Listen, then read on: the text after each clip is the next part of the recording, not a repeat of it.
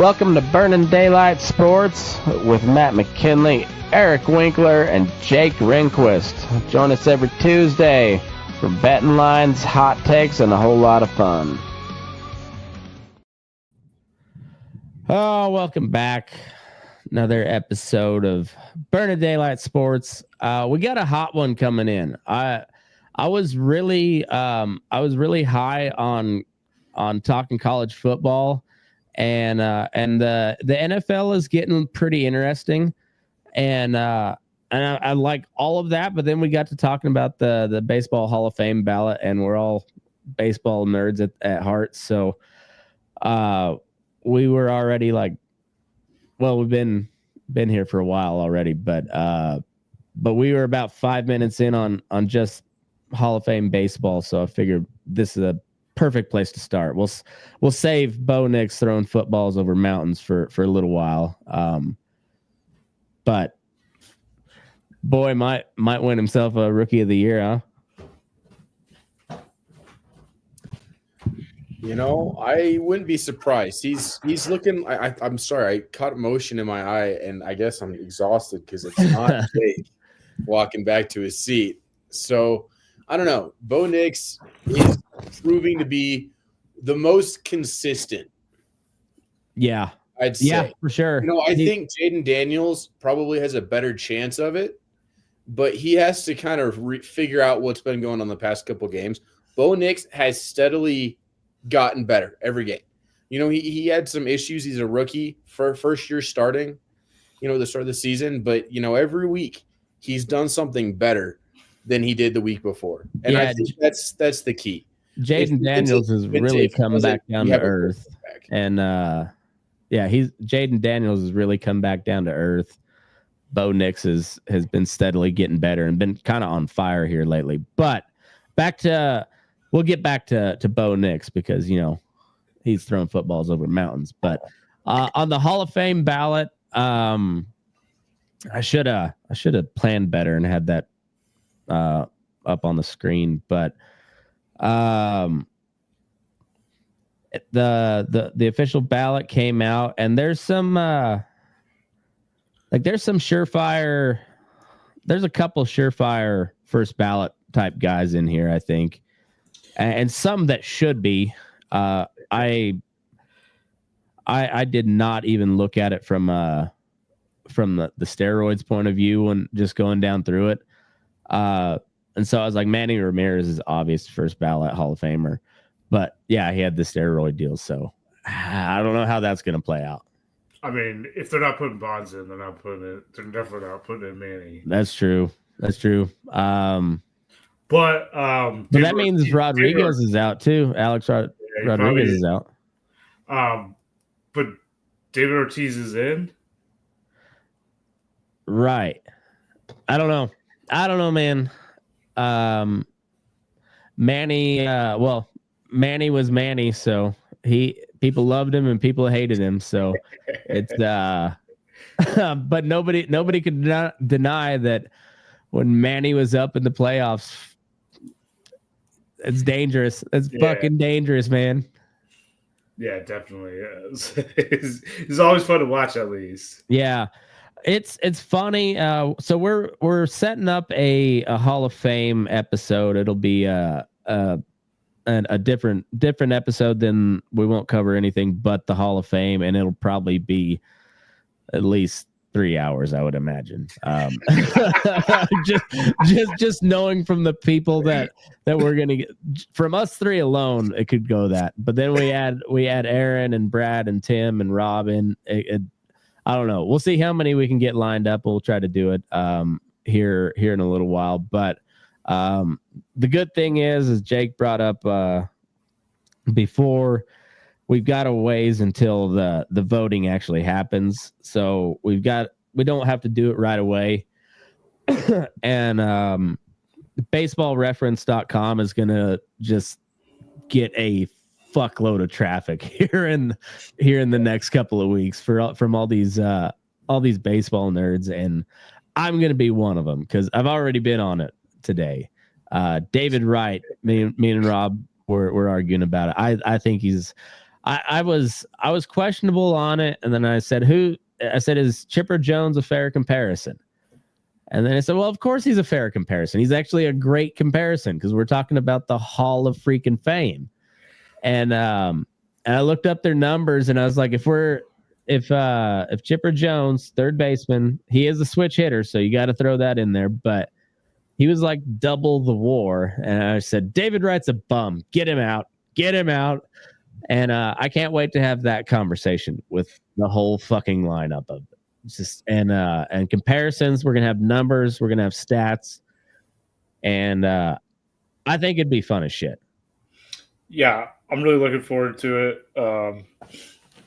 It gives me a good an excuse of why I'm on Baseball Reference so much. Like everybody's on just because I'm bored. Everybody's got their own flavor of autism. This one, it all just kind of the streams cross. Baseball was the original autism, I think. It's just so many numbers, and and a lot of dead air on the radio. So you gotta fill dead air, and you got numbers at your beck and call. So I think that's gonna be really fun. But that being said, college football is again pure chaos. The NFL has got a little bit more interesting. Like it's a little more interesting. They're still pretty top heavy and pretty bottom heavy, but that there's some teams that are kind of standing out that I didn't think would be at the beginning of the season. So we got a lot of shit going on there too. There's also a little bit of surprise teams that aren't too that great. So yeah, for sure. And then some that like started out great, and like the Saints, take them. They started out great. Carr got hurt. They shit the bed, and then he came back, and then they're just kind of meh. Like they're like more towards bad than good, but they're just kind of there. And can't expect David Carr to be good for a whole season. No. Good and healthy. We can only have one guy wearing eyeliner at a time, and this is JD Vance's moment. So Derek Carr, step aside. David Carr might be wearing eyeliner too. We don't know. Jury's out on that. But let's start with college football. I didn't get to watch much sports this weekend. I caught the late NFL games, and then I was kind of just checking scores when I was at work on Saturday, and then I was on the road, and I didn't get to see much. Didn't get my good bets in time, but I did do good on Monday night. So it was altogether not a bad weekend, but I didn't get to watch much. So top 25 scoreboard. Outside of Boise, there's nothing to talk about in the Mountain West. CSU and Wyoming were both off this week, so. No, they played on Friday. They did play on Friday. That was last week they were off. Oh yeah. Like, wait, fuck on. Am I missing a week here? Like, where did that go? Well, when you beat Wyoming so many times, they get lost in a blur. This is your second win in 10 years. This is your second win in 10 years. I tried to pull that one off, but anyways, CSU, I won money on that. The field. What's that? Y'all don't even care enough to rush the field. This is the first win in like 4 straight years. Dude, I didn't even rush. Dude, we're not rushing the field for bro. Not for Wyoming. I was leading the charge to rush the field when we beat Utah on that goal line stand, and I saw the security guards, like the troopers there, And I looked back and there wasn't anybody within 3 rows of me. I was like, oh, you motherfuckers are hanging me out to dry. I ain't going. Fuck you. I was like the first person over the edge on like the Nevada bowl game. Yeah. In New Mexico. I was ready to go, and then nobody else was as gung ho as I was, and I was like, fuck you bitches, I ain't going by myself. I've been escorted out of Hughes Stadium before. I didn't want it again. Out of the stadium, out of the parking lot, whatever. Yeah, either way. Well, I got escorted out of the parking lot into the stadium holding cell. I've just been asked to leave, but I was there for that. Yeah. Oh, fucking rent-a-cops. Anyway, so CSU, what was the final score? I know it was 24-10. That's right. I know it was over the 9.5 spread that I bet. It was I took it in a teaser and hit the over. And it was a good week to be a CSU Ram, gotta say. It was nice. I watched like the first half and then switched it over to boxing. Which I should have just stayed. I watched we had the Mike Tyson fight on, and then I just watched CSU Wyoming on my laptop at the same time. I was dual screening it. And honestly, CSU Wyoming was a little more entertaining. Quite a bit more entertaining. It was a good game, actually. It was a good game. Taste. I mean, that's like English people saying what they eat for breakfast is good. All right. It wasn't entertaining. It was painful to watch. Our coach in his first year, I don't know. We should have gone the way of the Kennesaw State Owls and whoever else fired their head coaches this year. Because honest to God, I mean, you're coaching under this guy for 5 years, and you can't figure out how to run his offense with the players who have been running it for years at this point. I mean, what is this? Like, what is this? I'm calling out what they're about to run as they line up. Like when you got fans, when you got students who know your playbook because it is so simple, because you felt you had to dumb it down, you've got a problem. If I can call out what's about to happen because you run the same 6 plays on offense, maybe Colorado State might have noticed that too. Golly. I'm clipping that bitch right there. And they'd be happy if they beat Michigan. What is this? This is our game. We don't have a Colorado to be pissed off against. All right. This is our Mountain West showdown, or Rocky Mountain showdown, whatever you call it every year when you lose. I do love the hierarchy of college football where like CU totally looks down their nose at us, and that's why I hate them so much more than I hate Wyoming. But it's true, we do look down our nose at Wyoming. and I'm sure you guys at you. It's like we're looking down at each other like this. We're just staring at each other's tits. I don't know. Is there one lower than you guys? Montana State. Oh, there you go. Yeah, fuck Montana State. Yeah, so it's I love the border war though. Fuck, it's always fun. I like talking shit too. So fuck the Cowboys. We got him. Go see you. All right, so Oregon, Wisconsin. It was a close win, but I think that's a good win for Oregon. That's a really good win. Madison's a horrible place to play for a road team. And was it at night? Yeah, it was at night. It was at night. Yeah. Though, because if you remember Ohio State at Wisconsin, Well, Ohio State made Wisconsin look like they didn't know how to play football. That's true. Wisconsin really turned it on for Oregon, and Oregon has had some close calls this year.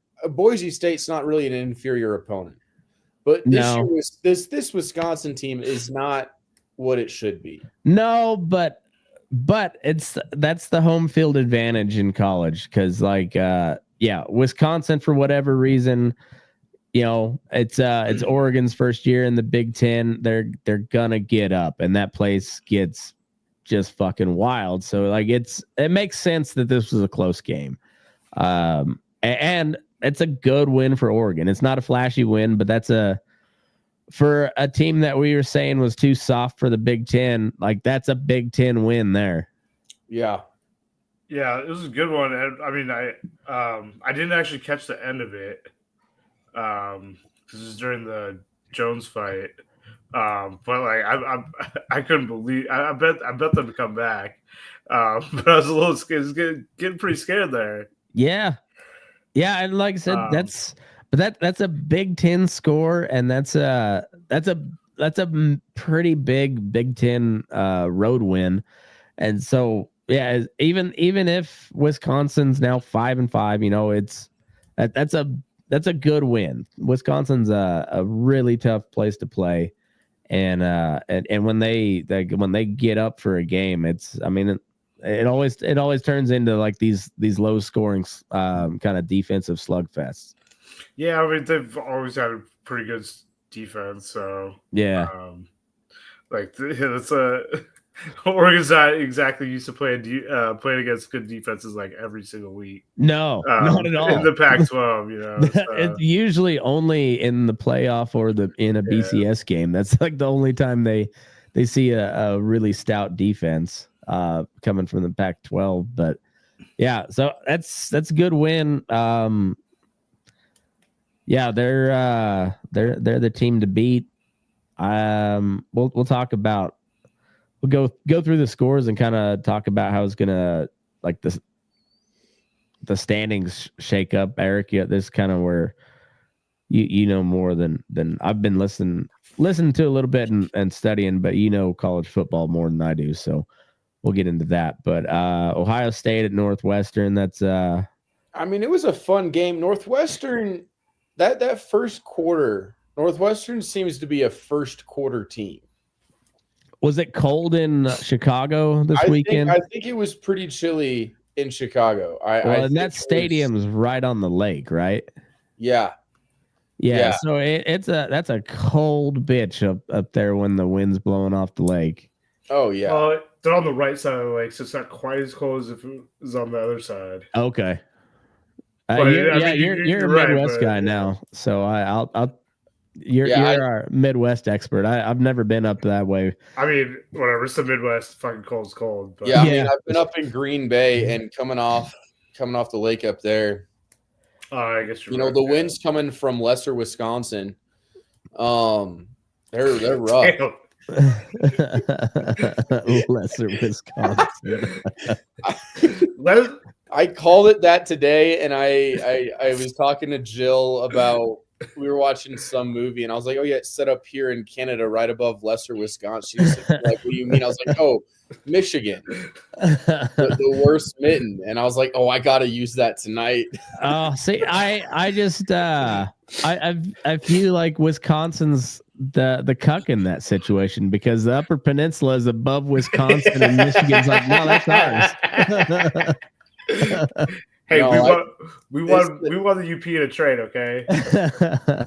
Either way, it's just like looking down on Wisconsin all the time. It's like, oh yeah, this could be. Yeah, I mean, the way Wisconsin is played. I mean, I don't even know if Wisconsin would beat Michigan this year, and that's saying a lot because Michigan is almost as poorly mismanaged as Wyoming, but. With the way that the Lions are playing, I mean, the Packers are good, right? The Packers are always going to be good. Yeah. But it's because they've got some guy who keeps stealing from all the poor people in Mississippi and giving it up to Green Bay to buy new players. But there's a salary cap. Oh, Brett Favre doesn't care about salary cap. Kids on where? for money, he's got to go somewhere. He hasn't been there like 16 years. Oh, I guarantee you, he's funneling money up there. So, can you imagine if like the roles were flip flopped in Wisconsin and Michigan? So we're like, Wisconsin becomes the automotive capital of America, and Michigan is just like Packer country, and but then like Wisconsin's, they've got the Upper Peninsula, and then like you have the Detroit becomes like Milwaukee. I mean, they're both kind of they're kind of the same cities, very similar. That's fucked up. But nobody ever talks about Milwaukee. They talk about Detroit. Yeah, because Milwaukee sucks, man. Okay, Detroit's I'm just saying, but like think roles reversed. Milwaukee's like the gem of the Midwest, and then Detroit's just like another Midwestern city. Just name a Midwestern city. Cleveland. Yeah, be funny. And then like everybody across the country is Lions fans, and like Packers fans are just like everybody feels sorry for them, Yeah, that'd be wild. It might be no, there's going to be a lot more Lions fans for the next few years, but we'll see how long that lasts. Well, I mean, I think everyone's kind of sick of the Chiefs winning everything. So everybody's sick of the Chiefs. Yeah. Texas over Arkansas. We called this gonna being a good game, Eric. The old school rivalry, and the only one who cared about that rivalry was Arkansas, but they put up a fight. I mean, that second half, Arkansas. I mean, it was a tie game in the second half, but Texas manages to kind of figure out ways to win.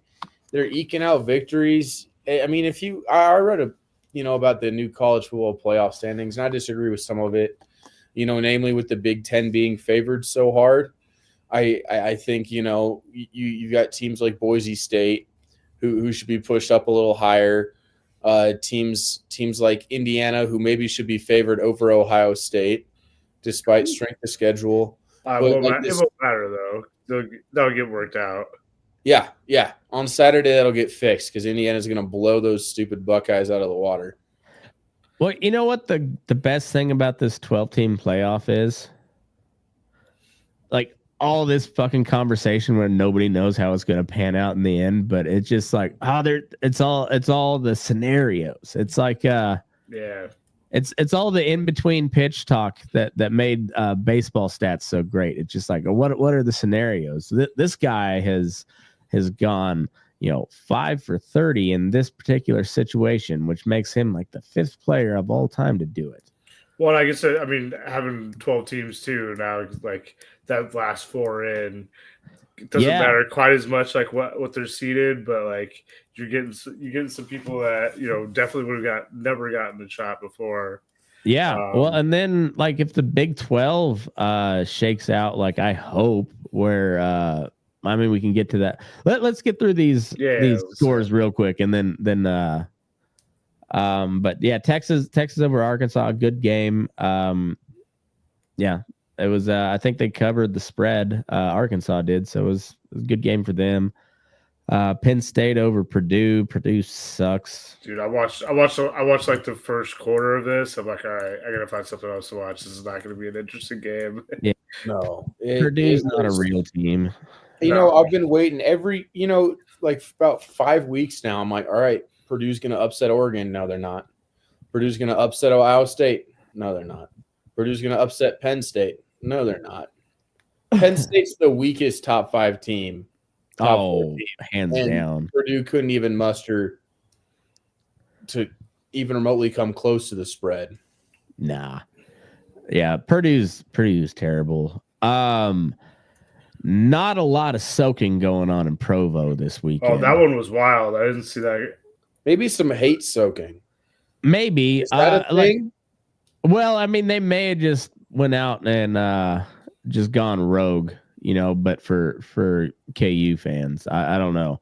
Like but the good old Mormon boys of Brigham Young University were not getting their dicks wet after that game.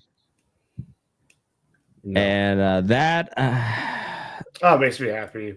Me too. I'm just saying, but that's just kind of the beginning of the end for BYU. I won't be surprised if they don't make the playoff. Well, they've got a test coming up. I think this next coming week they've got Arizona State. Yeah, Arizona State, and then CU takes on Kansas. So Kansas is basically just they're funding terrorism in the Midwest, in the Middle West. They are Middle Western terrorists. Funding terrorism. That is amazing. I love it. And you know what? I've never ever once in my life rooted for KU, but I'm rooting for them to blow the fuck up CU. I'm just go full jihad on them. Oh, I mean, I'm half rooting for CU, in part because I hate CSU so much. And to see CSU be successful, I know how much that hurts you. But at the same time, I mean, Kansas, we're talking about how deep the SEC is. Kansas and Texas Tech they've been just a little unlucky. And I mean, It's hard to say that, right? Like not every one-score game is unlucky, but they really are. They are a better team than their record shows, and they are showing it against all of these very good opponents. Yeah, well, we were talking about them early in the season, and then I remember we were like, oh, what the fuck happened to Kansas? Because they came on really strong at the end of last year, and now we're like, oh, okay, that's you've been hiding it a little bit. Where the fuck have you been? Because we've been expecting this type of play or I was at the beginning of the season from KU, and I really don't hate the Mormons. Like I've got a lot of Mormon friends. But they are so fun to make fun of, and they take easy. They take jokes so well too. They really do. But it's so funny to see BYU lose. Mostly because they did that little independent stint for a couple of years, and I was like, oh fuck you. Fuck him for that, especially leaving the Mountain West, and then they went independent. I was like, nah, fuck you. Anyway, that's good to see, and it adds more chaos into the mix, and I just you kind of couldn't have asked for a better year for the first year of a 12-team playoff, because it's just. Yeah, it's crazy. I don't know how it's all going to shake out, and for the first time in a while, like the conference championships actually they all mean something. Not just some conferences mean something. Like every conference champion means something, because the top 4 ranked conference champions get an automatic bid and a bye, right? Yeah. Yep. The top 4 do. Right now, sitting, Boise State just knocked out the Big 12 winner. Ooh. Yeah. This next game up here had some big implications too about that. Yeah. Yeah, Tennessee, Georgia. I didn't get to, like I said, I didn't get to watch much of anything, but I missed this one too. I wish I would have been watching. Oh no, it's funny. If this was a NFL game, would say this is an absolute butt raping, but in college, this is a pretty relatively close game. It's like it was a solid win for sure. Well, I mean, the first half's tied, and then you only got Yeah, but it's scores. Like that's not that. Yeah, that's a solid win, but it's not a blowout win. In college, and Georgia, I mean Georgia's still there. I don't know. Well, we'll get through the rest of these. Talk about the conference champion scenarios, but that shit's wild too.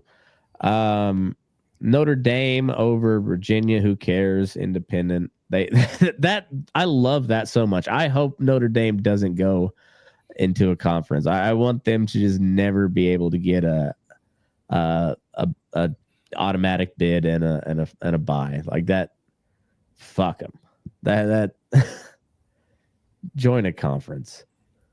Alabama over Mercer. Who cares? Bama's still in the picture.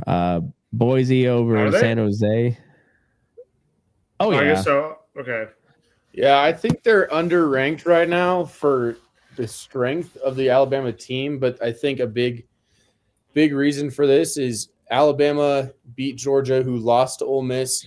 Ole Miss lost to LSU, who lost to Alabama. It's like watching the show was really weird how they kind of rank everybody, and it's kind of like this who fucked who the worst. Yeah. You look like Charlie Day at the end of it with the cigarette and the I can't remember what show it was on, but someone was talking about like, oh, now you've like before, with the BCS, you kind of like maybe want to have some bigger wins on paper at least, so maybe let the first team stay out longer if you're up big, but now like you want to blow the fuck out of anyone if you can because of how that ranking is gonna settle out at the end. Isn't it wild that Condoleezza Rice used to be part of that whole, or is she still part of it? I don't know, maybe. And that, she was also making the same type of arguments about bombing Iraq as she was about whether Ole Miss had a quality loss against Alabama. Iraq took some quality losses. America. Fuck. They did take some quality losses. About 1 million of them, I think. Boston College, SMU is a tank. SMU is just rolling, man. I've been kind of waiting for them to maybe come back to earth a little bit, but man, they're. Oh, I want them to win national championship and then get hit with the death penalty again for something wild. Oh, that's so messed up. I don't know. What are you gonna do to get a death penalty now? You can't. I don't know. You can pay people now, so it's not that. It'd have to be something weird. Like I don't want it to be bad, but I want it to be something weird that the NCAA just really doesn't like, and they give them the death penalty again. But they're SMU's a tank. They're kind of in the driver's seat of the ACC, if I'm not mistaken, aren't they? Yes and no. Miami's got 1 loss. SMU's got 1 loss, and Clemson has 2 losses. Do they play each other? No, I don't think Clemson and SMU or SMU and Miami play each other. SMU's undefeated in conference, though. Oh, that's right. Their losses against so Miami and Clemson have 1 loss in conference, and then SMU is undefeated because their 1 loss came against BYU. Huh. Okay. I mean, that's a pretty good loss too. That is a pretty good loss. At the moment, we'll see. It could. Oh yeah, I guess the wheels could fall off there. Yeah, who knows? A&M at New Mexico State. Who cares? A&M rolled. They almost had us fooled there for a minute. We're like A&M might be something, and then again Eric called that one. They and I don't know if I ever really bought them, but they were like there for a minute. We're like, all right, well, who A&M? Yeah. I don't think I don't buy them anymore. I don't. They're for a minute. They almost had me fooled, but they're one of those teams. I don't ever buy them until they actually do something. When was the last time they won a championship? Like the 40s? Yeah. Yeah, I don't buy them. I know they got a lot of money to throw around and they get all the good draft classes and everything, but Well, I mean, I think it's been a long time since they've won a championship, but like this year with the playoff format, like it changes it up quite a bit. It does, and I'm not saying they're like I won't be surprised if they make the playoff. I'm saying I don't buy them as a like, yeah, I don't buy them as a real like a real contender. They might make the playoff, but I don't buy them. Arizona State over K-State. K-State's pretty much done. I don't. A 3-loss Big 12 team is not making the playoff. No, unless they win. I mean, if Kansas State manages to win the Big 12 title, now a lot of things have to shake their way. Colorado, Arizona State have to lose. BYU has to lose. But because of who Kansas State has beaten, they might have a chance. But Arizona State has to lose the next two, and Kansas State has to win out. Okay. Yeah, because I mean they've already got 3 losses in conference. Oh yeah, and Iowa State. Everybody, basically only one team can win out the rest of the way, except for Kansas State if they want a chance at. So they don't do a championship, or you have to be a top two team for championship. Okay, because they don't do divisions anymore. No, because God forbid you make it easy. I do kind of like it though. It reminds me of the hockey playoffs. You know, just like it's all like they do by points instead of wins. So like that's silly.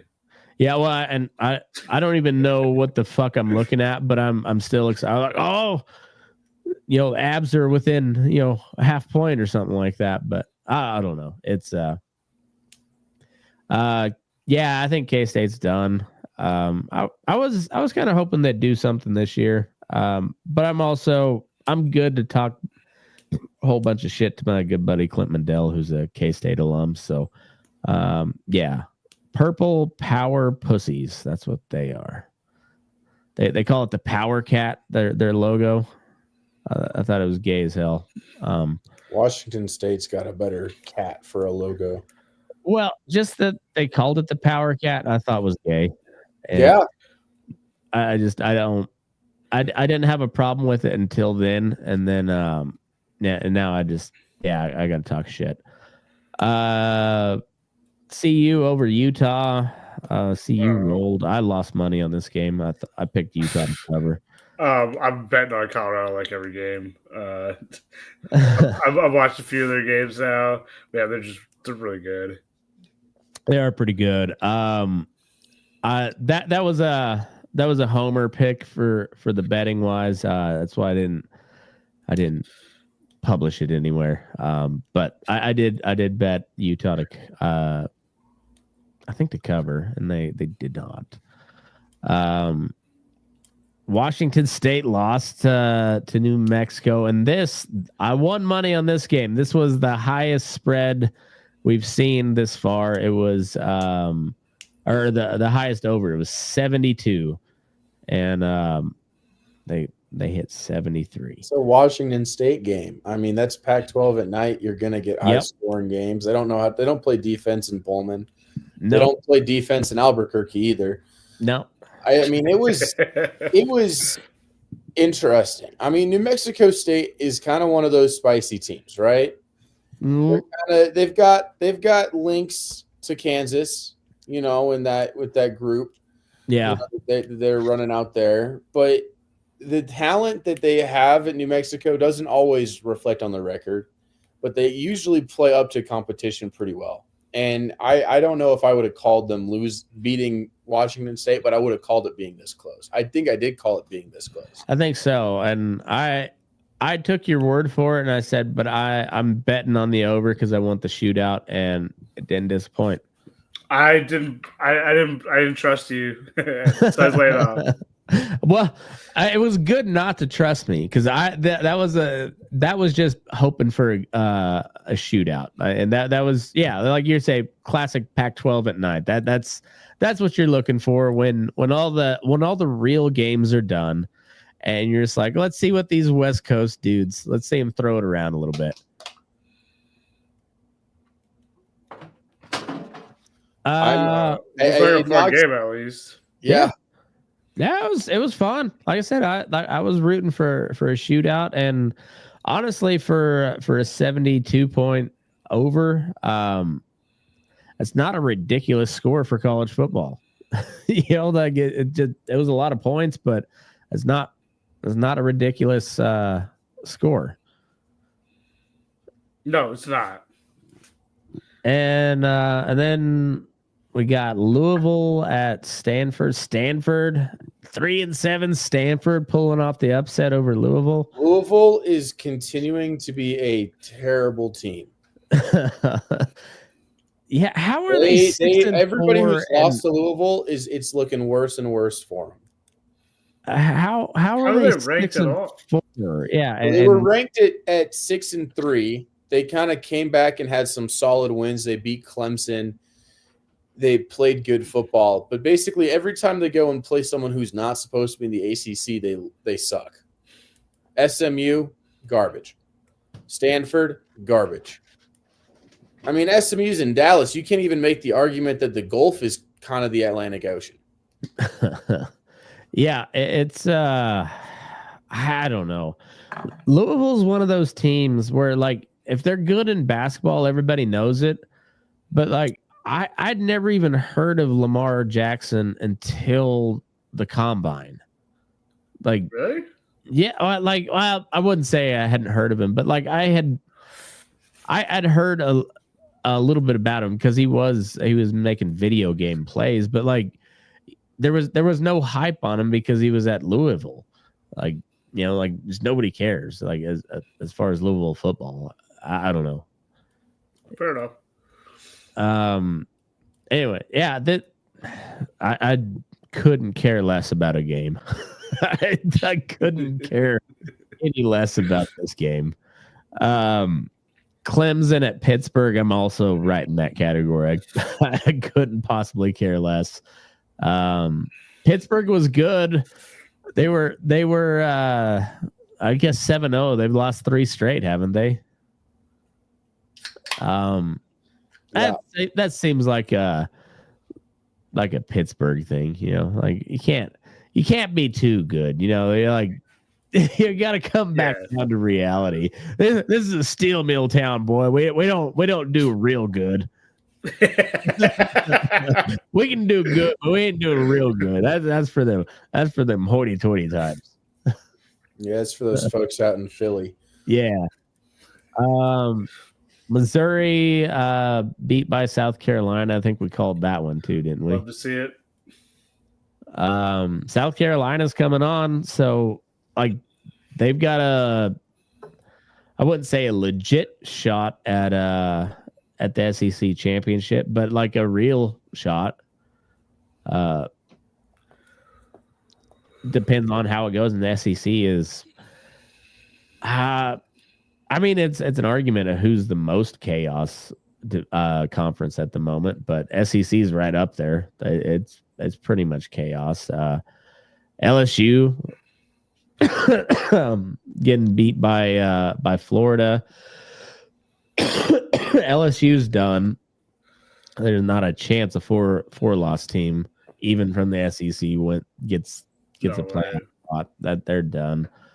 And then Tulane at 9-2 smokes Navy 35-0. Is Army also in the American? Yeah, so it's gonna be Army and Tulane. Army's in it for sure. With this loss, Navy's out of it. Navy had to beat Tulane to stay in the running. So we won't see an Army-Navy American Conference Championship where they might both sneak in somehow. But this Tulane team is legit. This Army team is legit. Like the American outside of Boise State, the American is the best group of 5, group of 6 conference right now. I mean, you got Mountain West, you've got Boise State and UNLV. The depth isn't there. CSU's probably going to. San Jose State. You've got Wyoming. Nevada, San Diego State, Fresno State. Oh, isn't there another team? It's like to the south of us, I think. New Mexico, that's right. Oh, yeah. Yeah, to the south of Wyoming. That's good in the Mountain West. I mean, you get teams who are lucky, who probably are buying off the refs because they got all this money from the cartels in Greeley. But, I don't even – in terms of talent, right?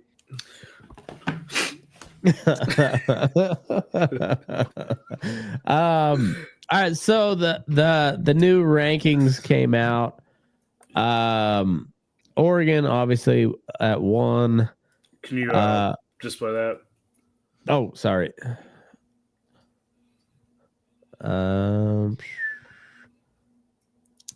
Okay. Oregon at 1. Ohio State at 2.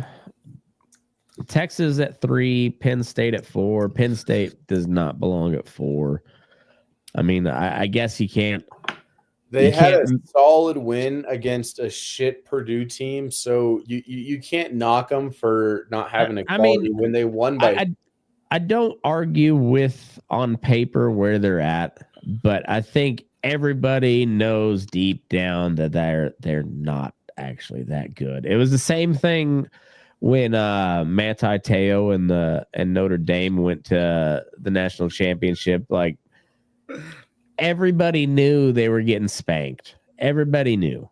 Like nobody had any illusions that they were even gonna make a game of that. Like, Alabama was obviously gonna butt rape them. I mean, I bet Manti Te'o didn't know. Well, that's true. He probably didn't know. Poor Manti. I even have a hard time saying poor Manti Te'o. I'm just like, God damn it, dude, stupid. Did he get CTE at 7 years old? Jesus Christ. Indiana should probably flip-flop Penn State. I mean, well, obviously by record they should. And that one. Indiana's looked more impressive this year. Like, Penn State's been good, don't get me wrong, but Indiana has been impressive this year. And I mean, I guess they haven't played Ohio State, but by record and by wins, honestly, they should be at number 2. If Ohio State's in the 2 spot, I think Indiana should jump them. As far if we're going by if Penn State's at 4, then Indiana should be at 2. I mean, I don't know. I mean, you're probably right, but I don't trust it. No, I don't trust either one of those teams. But if we're going by the like record and strength of schedule and everything, I mean, like, Indiana's been really impressive. And yeah, Ohio State's 1 loss is to Oregon, but they got 1 loss, and Indiana is undefeated. So yeah, I mean, I guess you're right. Like, you just put them at 2 because it's going to get figured out next week. Yeah, right, exactly. But like, I think, little bump this week. Well, I think you got to give credit where it's due. It's like, all right, well, fuck you. Like, if wins matter, Indiana is got 1 more than you, and no losses. So but wins don't matter. Right. They don't. I mean, they do, but like, it's for how you win and who you beat. Yeah. But I don't know. Like I said, Indiana's been impressive, especially since nobody fucking saw them coming. No. Them and Arizona State have been probably the 2 biggest surprises. Arizona State's been like, I've never, like, there's been very few times where I've paid attention to Arizona State strictly for the football. You tune into Arizona State to see all the hotties in the stands because they got a lot of them. They've done well, but Indiana's, like I say, if we're going like by like who's been the best so far, Indiana's got 1 on Ohio State because they haven't lost, and Penn State for that matter. Like, that's kind of horseshit. You got 2 Big Ten teams over another Big Ten team who hasn't lost, and they've They won some big games. So, anyways, it's all just cannon fodder for us to chirp about. But that's what makes sports. So yeah, I mean There's someone's losing between Ohio State and Indiana, and that'll change that quite a bit. Yeah, and it'll it'll throw just another wrench into the chaos of this playoff system. And I haven't been this intrigued by college football in a while. So like I'm interested to see how it plays out, several years down the road once everybody adapts and figures out what works. But as of right now, it's entertaining as hell. Yes. And like with a bunch of upsets like every week it seems like. Yeah. So, yeah, it's wild. Yeah. Between this and the NIL, like, hey, the CSU being good again. I mean, I wouldn't stretch it. Hey man, what are we, like 8 and? You guys are 7-3, and you guys 5-0 in conference. Yeah, undefeated in the Mountain West. I guess you guys could have tried last night, whatever, or Friday night. Notre Dame at 6. Boo! Get him out. Boo! Yeah, I mean, if we're talking about Indiana not being ranked high enough because they just haven't beaten quality teams, they haven't lost to non-quality teams. Right. Right now, actually, I was watching it. I stopped paying attention. But I am pretty sure that Northern Illinois just got their butts whooped by Miami, Ohio. Yeah. Cool. 20-9. I mean, butts whooped is pushing it, but it's the MAC. I mean, that's a huge score in the MAC right now. You got a bunch of just like Polish factory workers for your entire team, so they don't. All they know is run and smash. There's not a lot of dynamic offensive coming out of the MAC. No, and they're pretty much usually fine with that. Yeah. Alabama at 7. Miami at 8. They're at 9-1. Ole Miss at 8-2. At number 9. Is that the first time, or Ole Miss was ranked top 10 before, right? Ole Miss was number 6 in the country to start. That's right. That's right. Their losses to LSU and Kentucky really hurt. Yeah, especially once Kentucky, because everybody was thinking after that Georgia game with Kentucky, this is a real team. Yeah, and then Kentucky was like, oh wait, we're playing. This is football. Sorry, I don't care. Yeah. And then they just went off a bridge. So and now LSU losing again. I mean, like LSU's a pretty decent team, but yeah, they. It's not a decent team. No, and yeah, so that makes that loss to LSU look worse as well. But I mean, still, you're top 10. That's I'm not going to complain. Right now, the team in the SEC that's getting shafted when the college football playoff comes around is Tennessee. And as long as Ole Miss is still sitting with a chance, I'm happy. I'm not quite sure if there's even a realistic possibility of Ole Miss fucking up to the point that we're not in Who do you got left? We have, hang on, here we go.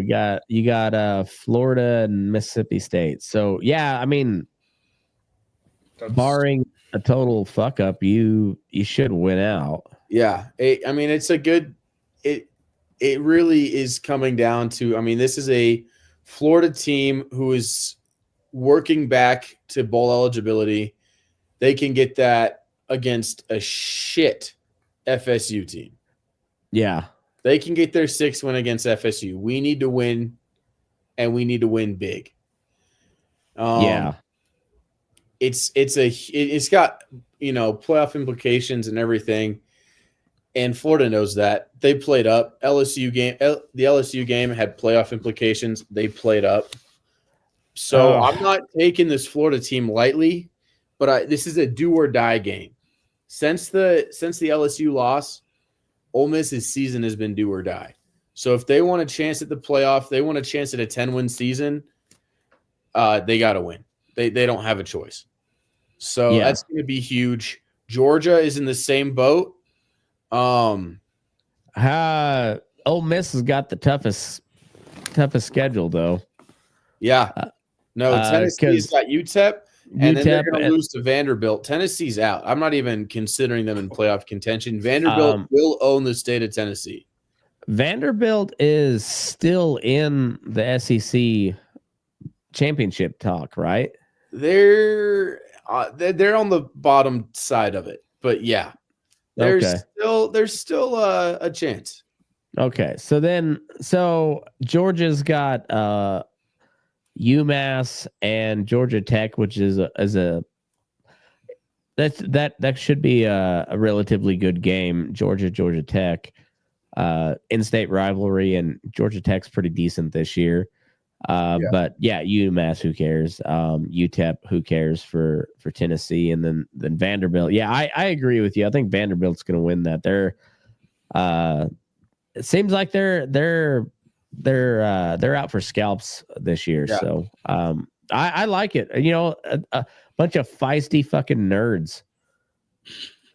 Yeah, I mean, honestly, in Diego Pavia's own words, God chose them for this season. All right. Well, and if he wants to play David and Goliath, I will root for him all day long. Well, go count some coup, Vanderbilt. I want to see it. SMU, who do they have left? They Virginia and Cal. So, I mean, not good teams, but that's a Cal team that beat Florida State. They were undefeated last year. You have to watch out for that Cal team. They're not good teams, but as far as SMU goes, nothing to sleep on. They got to keep the hammer down here on out. I think I think they will, but I won't be real surprised if they just fuck it up in one of these two games that they obviously should win. BYU, who do they have? They have Arizona State. I think they lose. That's a good game. And a Houston team that beat Kansas State. Yep, that's true. A decent, I shouldn't say good, a decent Houston team. Yeah, they started out not looking great. No, I mean, I think they're kind of in a not rebuilding is maybe the wrong word, but kind of in a figuring their shit out year. Well, they kind of they're pretty good like 2 years ago, right? Yeah. But same with UCF. As soon as they joined the Big 12, they turned into dog shit. They had a similar path as Kansas this year, where they started out kind of dog shit and then have kind of come on here lately, and close game with Kansas. So, it's or I guess that was BYU, not Houston. I don't know how they did against Kansas, but either way, they've had a kind of a similar arc. Yeah. And that's kind of what you want to see from when you're trying to fight your way into the playoff. When you got a team who maybe started out not so great, but is now looking to I mean, they're at least bowl eligible. Houston's not, but Houston needs 2 more wins to get bowl eligible. And I don't see them getting there without playing like how they've played the last couple weeks. Yeah. But yeah, if BYU loses to Arizona State, that really fucks up the Big 12 picture too, which I'm rooting for. I'm rooting for BYU to lose. I'm rooting for CU to lose. A&M's at 15. I don't see them making it in, but it's the SEC. It's weird shit has happened this year. I mean, see what's CU's next two? CU is at Kansas and Oklahoma State, which so one of them is going to be really tough, and the other one they're playing the lesser Cowboys this season, which is hard to say. Yeah, Oklahoma State sucks. I was surprised at how much they sucked this year. I thought they were going to be kind of decent, and then have their hopes dashed, like when they're kind of riding high. Kind of like they usually do. Yeah, like that's typical Okie State, but no, they sucked this year. But KU, I'm betting KU money line against CU. Like I have never been a KU fan of any flavor at all. I'm a Colorado guy. I lived in Kansas, but I talked shit on Kansas the entire time I lived there. And if I had to pick a Kansas team, it would be K-State because there's an ag college. And as far as professional sports, like everybody I knew in Kansas where I lived made no fucking sense why you rooted for Kansas City. It's not in your state. It's a Missouri team. It's a Missouri team, and you're closer to Denver. It made no sense. Yeah, but we don't like them. Well, yeah, I mean that's fine, but it was either way. It made no sense, and it also made no sense why you're a fucking Raider fan. But because I don't. I think he likes the suck just as much as I mean, he grew up around. Well, you notice. Well, I was a Packers, so I was a Packers fan first, and then the Broncos beat the Packers in the Super Bowl, and to piss off everyone, I started to root for the Raiders. Well, so you're a Packer fan, is what it is. Oh yes, absolutely. Yeah, you're a Raiders fan out of spite. Yeah. Oh yeah. That's like 27-year-old spite here. Okay? I like it. Going. If that's any reason to be a fan of anything, I mean, I'm on board. I am a staunch CSU hater out of spite. See, spite makes the oldest cultures. I mean, that's why the Indians have 1,000-year history, because they hold on to those grudges, and they capitalize on them later on. 27 years is nothing for an Indian grudge. Yeah, but like I'm only 37, so it's a lot for me. Well, yeah, I mean it's a respectable grudge. I'm not saying I'm not casting shade on you. I'm saying you've easily got another 27 years in you. It's in your genes. I hope so, man. Yeah, so. And then we get into Clemson. I mean, they're in the conversation because they could win the ACC. South Carolina is who do they have left? Wofford, who cares? And then Clemson. They'll probably knock Clemson out. Yeah, I think South Carolina is going to knock Clemson out of contention entirely. And Missouri is disappointing. Clemson had the Citadel. Get the fuck out of here. That's like play? The South Carolina, roundup there. You gotta get Clemson, South Carolina, and the Citadel for whatever reason. That was a big college back in 1848. Yeah. Army. Who do they got left? They have Notre Dame this upcoming week, and Navy follow. Okay. What's Utah, San Antonio, yeah. And then the American Conference championship is after the Army Navy game. Yep. Cool. Well, that's good. And they didn't have to change the schedule on Army Navy. That's awesome. Army Navy game is always great. Oh, hang on. No, I think it's before. Is it? Conference champs? No, they're in the same conference. So it goes, everybody else finishes their season. And then there's the week in between. That week in between is when Army plays Navy. Okay. There's 2 weeks off. Yeah, 2 weeks. Army, Navy, and conference champ. So Army doesn't get a bye week. So they got 3 weeks between the end of the regular season and the conference championship? Yeah. I'm almost certain of it. That is 2 weeks in between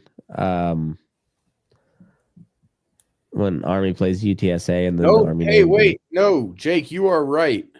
Okay, I thought so. That is so weird. Well, because they're Army Navy. Army Navy's like pretty much the start of the bowl season, right? Right. Yeah. It's like Army Navy and then reverse. But it's going to be Army and Tulane. Okay. All they are playing for right now for the rest of the season is the playoff. Huh. Damn, that's a rough schedule. Yeah. Right. Yeah, so they got to play UTSA and then Tulane and then Navy and then Navy and then maybe if they win all of those, then they can go. Well, if they so if they win the conference championship, and let's say KU and CU lose, and then let's say that also assumes that they took out Notre Dame there too. Oh yeah, and so Notre Dame. Those are like 3 ranked teams or 3. Okay, I'd say that was fucking me up because I didn't even look at.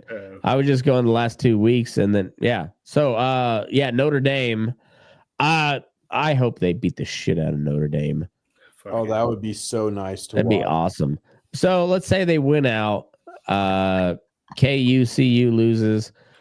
Big 12 is in chaos. Let's say just for shits and giggles, CSU knocks off Boise. That's not going to happen. But just for speculations, knock off Boise. No, CSU never plays Boise well. Well, Wyoming's got them at home. We've got them this Saturday. Okay, there we go. There we go. I think the goalposts may come down if we knock down Boise. They might have 400 yards of offense. I expect a selfie from you hanging off the tip of the goalpost. I expect it for this show. I will be up there. I'm going to tell Jill, hey, sorry, I know you've got these nice tickets, but I will be stealing a goalpost. And you're like, hey, man, I've hit the ground from way higher than this. I am not worried about that. I'm not scared of height. Shit. I fell out of an airplane and survived. And not Joe Biden fell out of an airplane. I fell out of a real airplane. No, I do. I would love to see that. Like just Eric Winkler just hanging off the end of the goalpost as they knock off. Don't do it, Eric. That $500,000 fine is going to sink your whole program. What program? Yeah, exactly. Gosh. They've got ads before the game from former players begging students to donate what little money we have because it's Laramie fucking Wyoming. Nobody makes any money here. Hey, donate like the $20 that you have for food this week to actually pay for an NIL player to come. I mean, I think I told y'all, I ran into some of the recruits at one of the games. These kids were like 5'10", 110 pounds soaking wet. Oh, I'm a defensive end. The fuck you are? Where are you a defensive end? In middle school? What is this? Well, in Shadron, Nebraska, I was the stud of my team. Oh, I bet. You know, you look like a Shadron State kind of guy. I do too. Who was the little bitty running back played for the Patriots for a while? He went to Shadron. Really? Yeah. Woodhead? It might have been Woodhead. It was white guy? Yeah. I mean, Shadron State. Come on, yeah, definitely a white guy. No, he was a white guy. I don't know if it was Woodhead, but it was a guy just like Woodhead. Like just swap him out for Woodhead. Yeah. I know what you're talking about. It was Danny Woodhead. He went to Shadron State. But there was another guy, like, I mean, honestly, it was like Bill Belichick special. Wes Welker, Amendola, Danny Woodhead. I mean, it's Boston. You got to get some white guys in there. Yeah. Oh, well, yeah, you got to. No one's going to show up otherwise. They only like black people when they perform on their sports teams. That's how Boston goes. And maybe not even then. I mean, only if they perform, to a high level. But hey, Cradle of Liberty and all. So,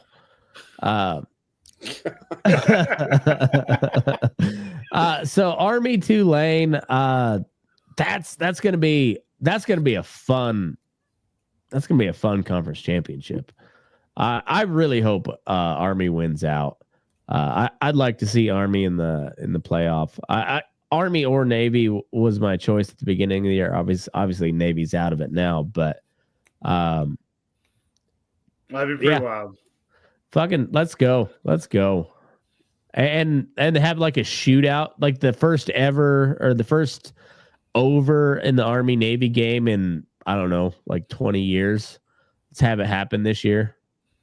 It's going to happen this year. I think it's going to happen. Hang on. So looking at Army, they have played some very high scoring games, which has been very unlike them. They dropped 42 on Lehigh, which doesn't count. I mean, it's Lehigh. Right. But 37 on Rice, 42 on Temple, 49 on Tulsa, 44 on Alabama Birmingham, 45 on East Carolina. And then the past two games, it's kind of petered out, 20 against Air Force and 14 against North Texas. But the reason they only scored 14 at North Texas is because they kept North Texas off the field. Their whole goal was to ensure that North Texas got as little of the ball as possible. I mean, they had a drive last 13 minutes and ended a touchdown. 13 minutes? 13 minutes. An entire quarter. North Texas didn't touch the football. And North Texas is one of the best offenses in college. I mean, they put up points, they put up yards. They are a good offense. So Army was like, fuck it. We can score on you, but I don't want to play in a shootout. I'm going to shoot you in the head. You're not going to get a chance to pull. I'm going to shoot you 4 yards every single game. Oh, that's awesome. Were they just like going 4 yards and falling down? Yeah. I mean, it was like Army has played a Air Force brand of football this year. They like 2 weeks ago, they decided we're going to play Army football again. All right. We've been playing the Army Air Corps all year. Let's play some Army football. All right. We're going to bring out the tanks. And they just shut it down. What kind of deal do they have with Vegas to get everybody to bet the over this year? And then they just play classic Army Navy football. Can you imagine? We got a 9-3 game. That'd be awesome. I you know what?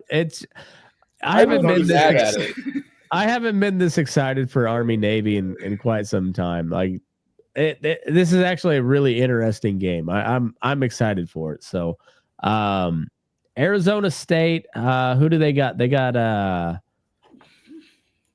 Colorado, don't they? They got CU and well, that's CU, not right. They got BYU and Arizona. Who did they just play? I could have sworn Kansas State. They beat K-State. That's right. Okay. Yeah, so they knocked K-State kind of completely out of pretty much like playoff contention. Because unless they knocked them out of the top 25 completely. Yeah. For the CFP. K-State got knocked out. Washington State is hanging on in the AP poll by a thread. So, if K-State, if everything plays out, they went out and and everything plays out so they get a shot at the Big 12 championship and they win, they're still not going to be the one of the top 4 ranked conference winners. So, yeah, K-State's pretty much, I mean, maybe they get an at-large bid at that point, but I don't know. I think K-State's pretty much out. I mean, it'd be tough to say, but yeah. So Arizona State at BYU. I'm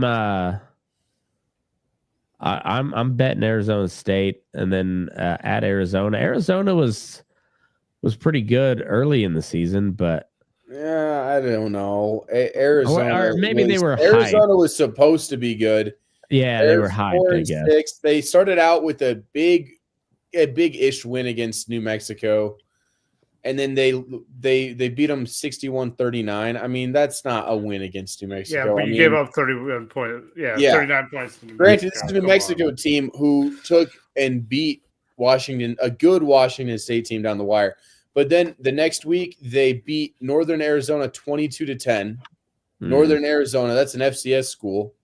Yeah, putting up and a small numbers. FCS and they school. beat up a terrible Utah team. They beat them 23-10. So they put up a ton of points to start the season and then just fell off. Yeah. Like the only win since beating Utah was against Houston. And so, and Arizona State's conference. Arizona State is 8-2. And they're third right now in the Big 12.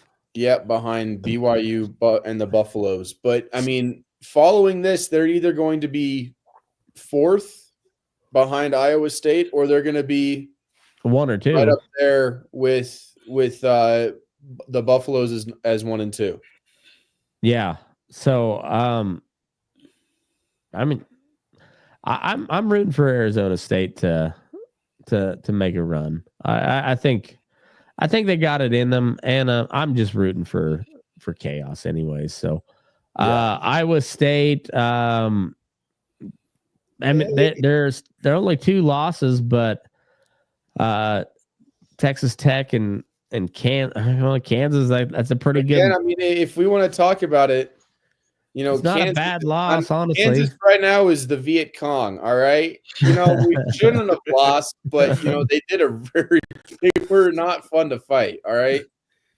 Yeah, they're like the Taliban. All right, they're like the. They had poo-soaked bamboo sticks. Damn it! Yeah, that's how they beat them. I mean, they've got. I don't think Iowa State wins out. All right, I think they beat Utah because Utah's garbage this year. Yeah, they're like the discount Mormons, but Kansas State, I think, is gonna.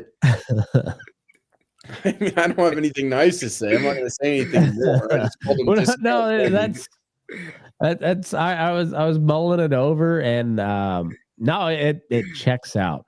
It checks out. I mean, because if if BYU's Walmart, they're Dollar Tree. They're not even Dollar General. If your family's got money in Utah, you're going to Brigham Young. Yeah. And if you're not quite up to that level, you'll go to Utah. Yeah. And then if you're a poor rancher kid, you'll go to Utah State. You go to Utah State. No, I mean, look, like this Kansas State team is going to end up finishing 9-3, and they're going to keep the Cyclones out of their chance at a playoff bid because of that win. I mean, Kansas State doesn't have a choice but to win out because they were up here. They had the expectation of being the best team in the Big 12. I mean, They were supposed to be undisputed the best team. They were supposed to be one of the best teams in the country, and you're looking at it, and they're 4-3 in conference. Yeah, with those 3 losses coming against a unranked at the time BYU, where they got smoked, an unranked Houston, and an unranked at the time Arizona State. 2 good losses, but that loss against Houston is huge. There's no reason for them to lose to Houston like that. So this Iowa State game, they've got Cincinnati, and Cincinnati is just kind of middling at this point. They're still trying to figure out how to play in this conference. So it'll be a fight, I think, but Arizona State is going to be number 1. Buffalo's number 2 in conference. I'm calling that for the Big 12. I think that's where I'm leaning too. I don't know. It'd be really cool to see the Buffs make it into the playoff. Yeah. 2 years removed from being a 1-win team. I want to see them go. Nah. I don't know. I don't want Arizona State to win. You see, I'm going to be a lot bigger fan of Deion Sanders when he's at Florida State next year. Yeah. I'd peg him to go NFL. You think so? Oh, yeah. I think he's going to go be a consultant or an assistant coach, QB coach, whatever, wherever Shedeur goes. Shedeur ends up. Well, I mean, as much as I don't like CU, and as much as I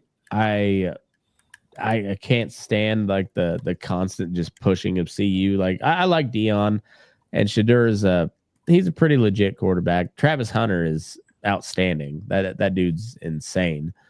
But I ain't gonna root for him. I'm glad they brought some attention to Colorado football for the first time in quite some time. But now that we got Bo Nix, just throwing darts over mountains. Now you don't need to. Now the attention's already here. You're okay. Yeah, my thought process is, look, Arizona State beat Wyoming. All right, that puts them on my shit list. Colorado beats CSU. That puts them on the good list. All right, so we're rooting for Colorado here. Yes, but if they beat, but here, Jake, you can't. There's no rhyme or reason to this thought process. Oh, I know, but I'm just saying, from your perspective, if BYU loses, that might mean CSU ends up as conference champ. Yeah, well, BYU also beat me, so I want them to lose too. All right. Yeah, everyone beats you, dude. Yeah, okay. Everybody but Air Force. All right. It's YO versus the world.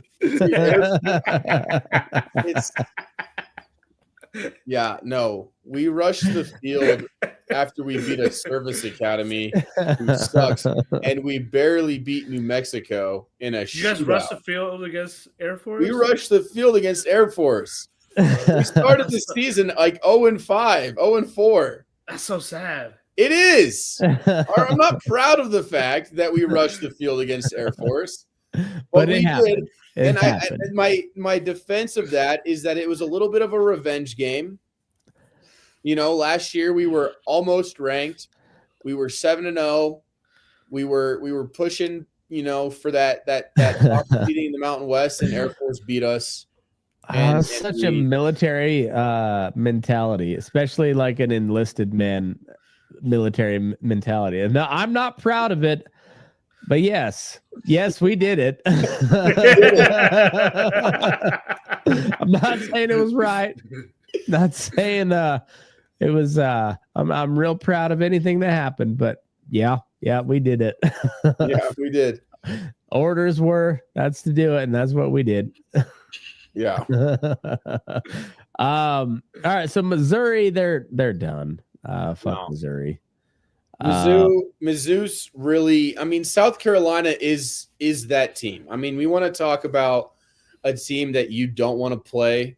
Oh yeah, they have been coming on. What time? South Carolina's that team. Mizzou is not the same team that they were last year. I don't know if they don't have the fight. I don't know if the magic's gone. They don't got it. They're going to win out. They're going to finish 9-3. Mississippi State's a garbage team. Arkansas is not great. Honest to God, I don't think Arkansas – I think Missouri's going to figure out what they've been doing wrong, and they're going to fix it against Arkansas. But they've been able to get by playing shit opponents. It's not a rivalry game either against Arkansas. So, like Arkansas got up against Texas. They still lost by 10, but that's a decent loss, but yeah, I don't see the same intensity for Mizzou. So I mean, Mizzou should win out, but they don't deserve to be in the playoff. No, and they're not going to be. No, if there's a 3-loss team that deserves it, it's South Carolina.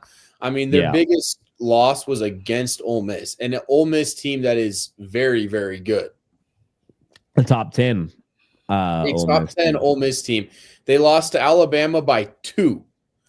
They took Alabama to the wire, and they lost to LSU by 3.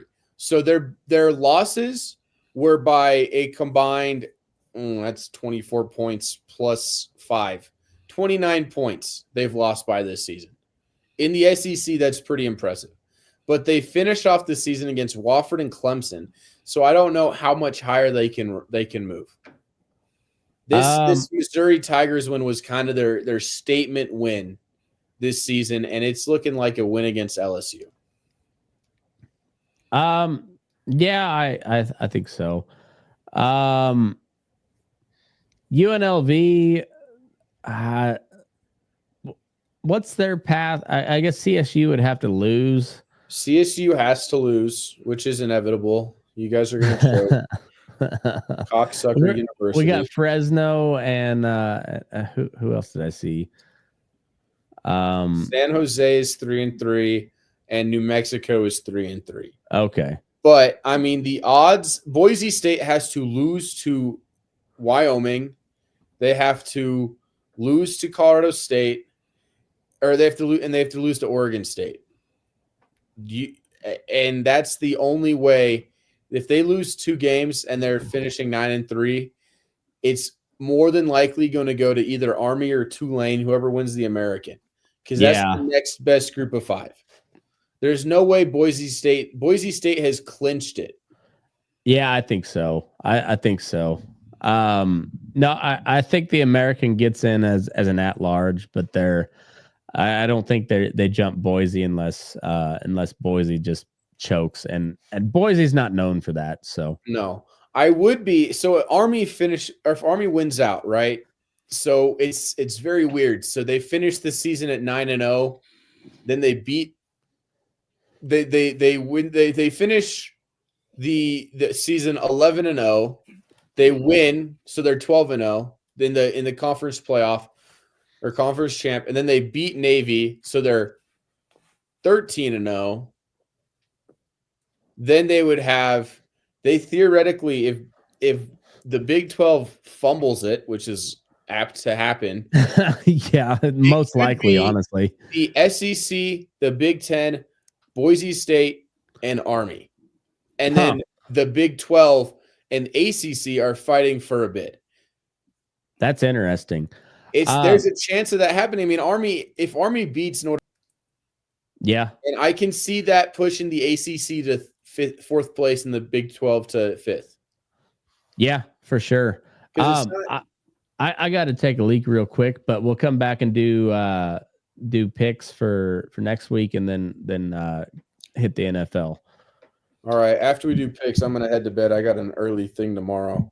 Okay, sounds good. I'm getting too old for this. I don't know how you guys, you young kids, stay up so late. Yeah. I don't know. I don't got a job. I got up at noon, man. That's pretty nice. No, I woke up this morning to a text from my friend. She's like, "Yeah, we've got a test today in range." And I'm like, "Oh, well, I haven't been to class in 2 weeks, so I hope I know what's on it." I was like, I pass it. Luckily, I think it's just because it's easy stuff. But I was like, I don't know what's going to be on this test. I studied for a ranch management like econ test, and I failed that. So, I mean, so far my success has come when I don't study and I just kind of show up forgetting about it. But I don't know, Jake. It's coming down to the wire. And I'm starting to look like BYU or Kansas State, and I'm not starting to look like Ole Miss or South Carolina. That's rough. Okay, hang on. So you said ACC might jump Big 12? So right now, in the rankings, Boise State, so the Mountain West has jumped the Big 12. So the 4th bye week has gone to Boise State. How does that work? Okay, so right now Boise State is the 4th highest ranked conference champion in this scenario. They are the 4th. The Mountain West currently has the 4th highest ranked. Oh, I thought it was. I didn't realize that it could be any conference. Yeah, any conference. It's not the Power 4 get that. So right now, Army has the best chance because I don't see a 2-loss Tulane. Even if they win out and beat an Army team that potentially has a win against Notre Dame, and does well, I see them getting in at large. But if Army wins out, they're 13-0. I don't see there's no undefeateds left in the Big 12. There's no undefeateds left in the SEC. There's only 2 undefeateds left in the Big 10. No undefeateds in the ACC. If Army wins out, I feel like their strength of schedule plus that win against Notre Dame and their undefeated record, that has to count. And I think that means more than the ACC, anything in the ACC. We talked about it last week. It's a nothing conference. Yeah. Yeah, but it's still better than America. But it's still better than the American. I'm not disagreeing with you there. But if Army wins out, they've got to win against Notre Dame. I don't see the committee keeping them out. I mean, you're right, but it's probably insane. You've got Texas or Ole Miss or Georgia, whoever. They only got like 2 spots to jump up to get into position there too. Yeah, exactly. They just have the Big 12 just has to choke, and Army just has to finish undefeated, and they're in. I think Army might get a 16 spot even with one loss. Like if they lost to Notre Dame, but it's close, they could still probably get in. I think so. I mean, I think they would be they'd be behind BYU, so they'd be kind of sneaking in. But if they played them close and then beat a ranked Tulane in the championship, I can see that. I can see them bumping up. Yeah, it's it's pure chaos in college football right now. It's fascinating. I don't, and there's been some like really big upsets the last couple of weeks, and some with like that we predicted, but some like kind of come out of nowhere too. So it's wild. It's been a while since I've been this intrigued by college football. So, whatever your thoughts are on the 12-team playoff, it's interesting to say the least. Yeah, I mean, first year of it, something this big of a change is. Yeah, I think it's gonna be interesting to figure out like how this. I think 5 years from now we'll be bitching again about how the big boys are the same. But it'll be like different. There might even be more like conference realignment. So like, say like in Oklahoma slides over to the Mountain West or something like that, so they can dominate the Mountain West. Oh, they'll go to the Pac-12 with us. Oh yeah, that's true. That's true. We got the Pac-12. So yeah, I don't know. It's I think 5 years from now we'll probably be bitching about the same old bullshit and just different scenarios. But for this year, it's fun as fuck. Yeah, definitely. All right. So NFL, how'd you do betting wise this week, Jake? Not good. I got crushed. It was a good thing. I was busy most of the weekend because I would have been in the same boat. I didn't do well overall, but I didn't bet too much, so it didn't get me too much. I won the Thursday night game, Washington at Philly. I did win that one. Yeah. I took it in a teaser, I think, and so odds weren't great. It was like a minus 130 or something like that, but it hit. So money's money. I don't care about that. The Eagles, I mean, that's a pretty good win for a conference rival. I guess, but they had to really put together in the fourth quarter. Oh yeah, no joke, but still, I mean, fourth quarter is where it counts. So you're right. It's it wasn't necessarily an impressive win. Just looking off of stats and whatever, but being a conference rival and the Commanders being a pretty good team this year, like that's a solid conference win. Not a blowout, but it's solid, and especially the late push. It was a closer game than the final shows, but it's a good win. A home win. You kind of definitely. You're supposed to win that. Whatever, short week, but yeah, but I mean that's a game you're supposed to win, and they did. It was it was against a division rival. That's a good win. So the Pack. Dude, that's fucking nuts. Second week in a row with a walk-off blocked field goal. I don't know what the fuck the Broncos line was doing against the Chiefs there, but yeah, I mean, good for the Packers. That was surprising. That was. They shouldn't have won that game. No, they shouldn't have. They should not have won that game. Well, actually, I mean, they really should have. Right, but they should have blown them out. But when they actually played, you're just like, oh, yeah, that like they honestly deserved to lose that game, but I'm glad they won. Yeah. And the Lions fucking Jesus Christ. Just wagging. That was some fucking. That was their statement game. They're clearly the best now. Yeah, they're. Yeah, I mean, not like the Jags are shit, but yeah, but still, 52-6. Holy shit, man! And to cap it off, it's 2 field goals, not a single touchdown scored by the Jags. Yeah, if it wasn't clear before, Trevor Lawrence sucks. Maybe he could resurrect his career somewhere else, but I don't know, man.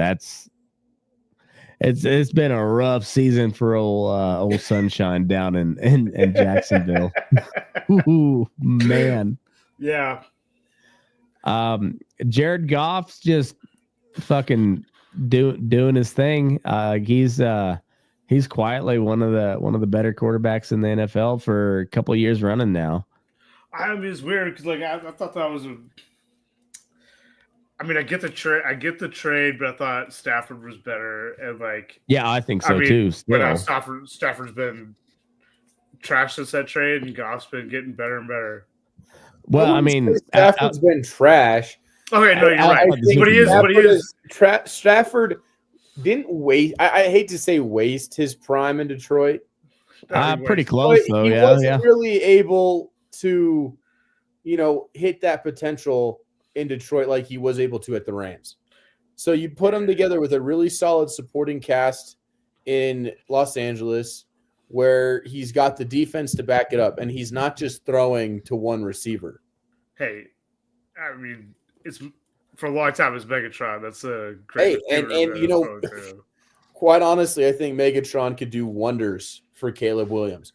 But I'd be the best fucking quarterback in the league with Megatron. Detroit was able to build something from the ground up because they let Stafford go.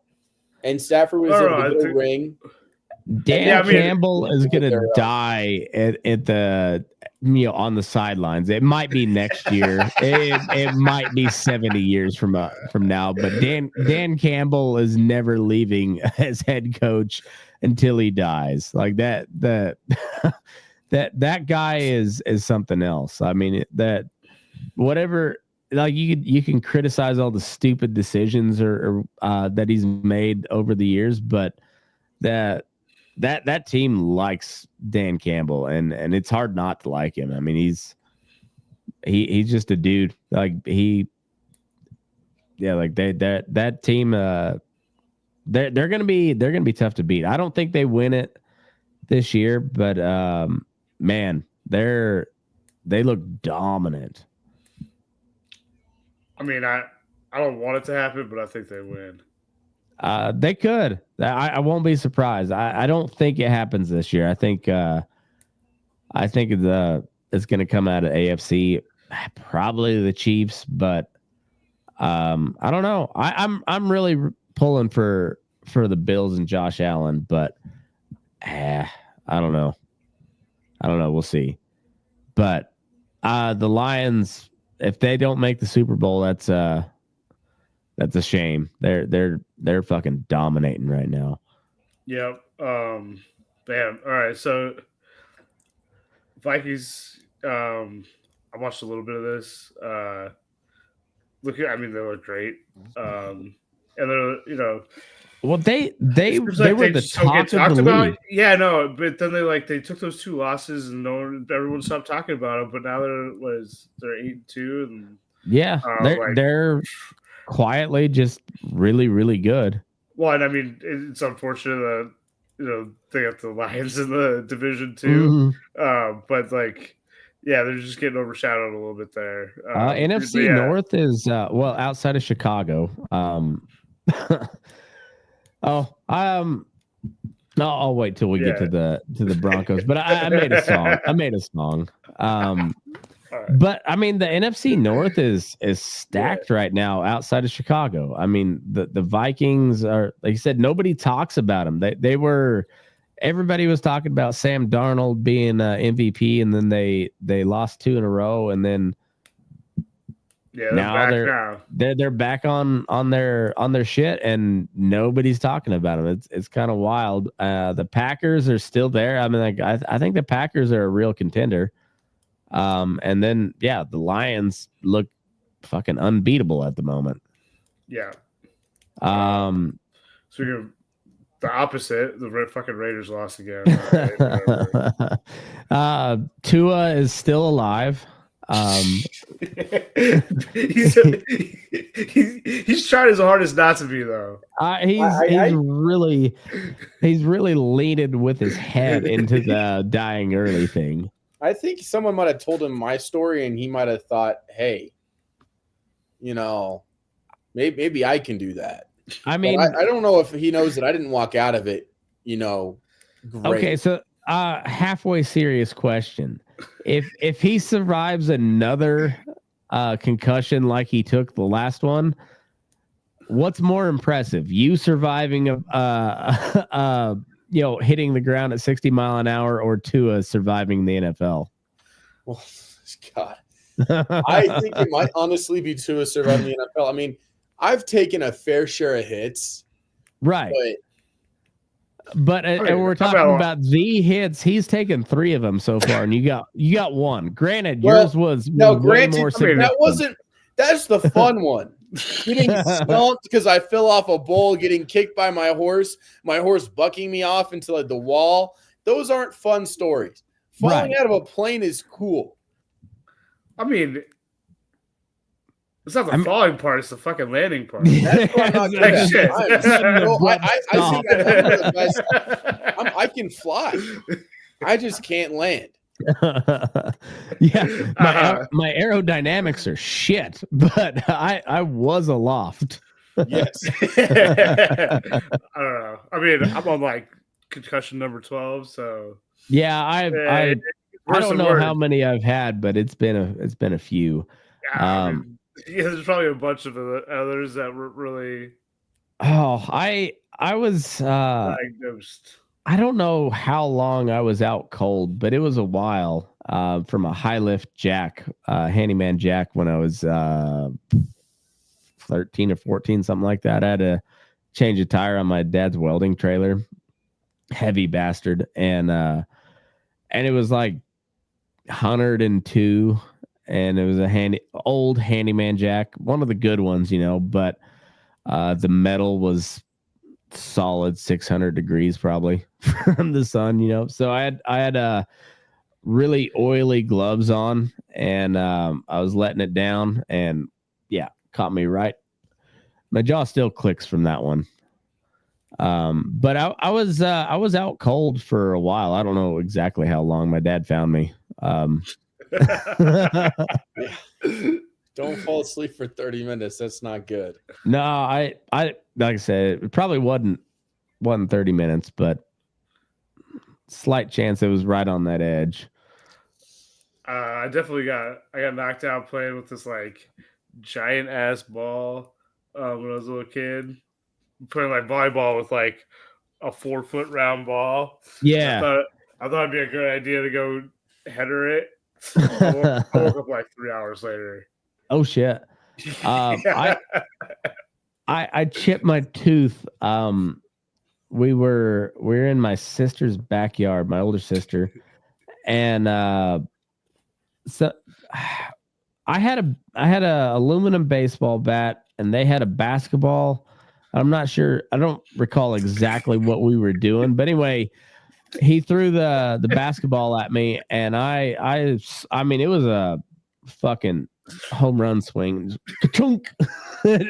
Ricocheted right back, and I chipped my tooth. And I remember every second of that part. I did not. That's when I realized I've got a pretty decent chin, like that, because I didn't lose a second of consciousness on that. I witnessed every little millisecond. Nice.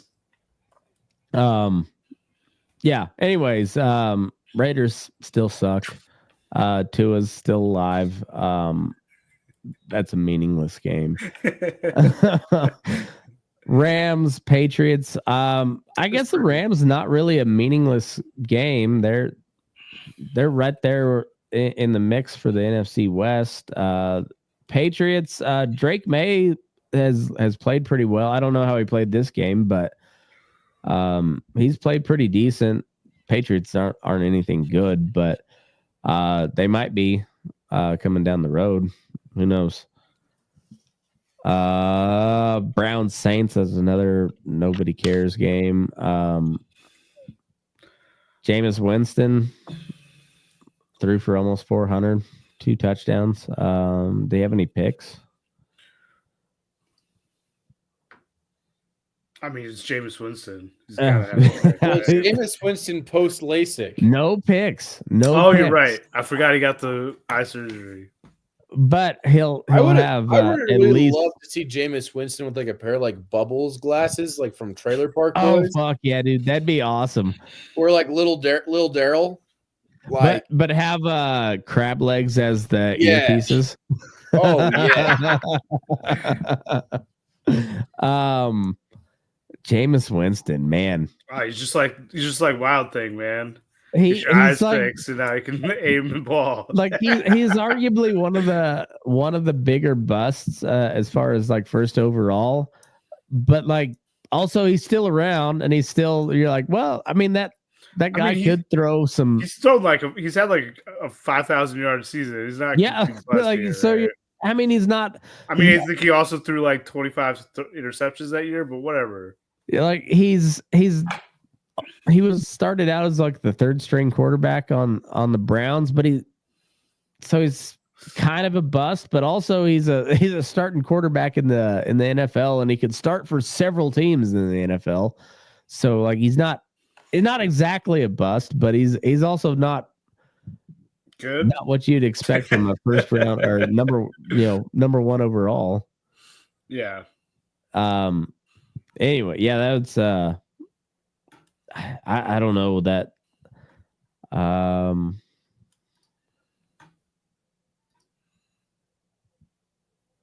There. Anyway, that's just another terrible. Who cares games? Richardson looked pretty good in this one. What? He was 272 and a touchdown. And I think 2 rushing touchdowns. Oh shit. Okay. I mean that guy, when he's good, he's really good. Oh man, yeah, and he's fun to watch, but fucking inconsistent, and like he's been hurt a lot. Yeah, a lot. And then, I mean, and then when you have Joe Flacco come in for a couple games and look pretty decent, you're like, well, yeah. I mean, it didn't last long. You know, when Flacco fell apart, he fell apart pretty hard. But he's like 42. Yeah, exactly. And I was listening to Derek Wolfe the other day, and they were asking him about Flacco as a teammate, and he's like, the dude's a professional quarterback, but like that's his job. Like that's like it'd be the same as like the, you know, any other say a union job, you know, like he's like a shift leader or something like that. like is he proud of it? No, but that's his job. That's what he does every day. And like that's how Joe Flacco is as a quarterback. It's like Nikola Jokic. Yeah. He's never spawned once and played for the Nuggets, but this is my fucking job, man. Watching some racing his horses or playing for Serbia. He's out there joking around. Eric, I completely forgot we were gonna do college football picks after I got back. My bad, dude. Like I've got stuff to say, but I'm also still got to shower, still got to do dishes. My bad, dude. No, it's all good. I can rapid fire real quick. Okay, let me I'll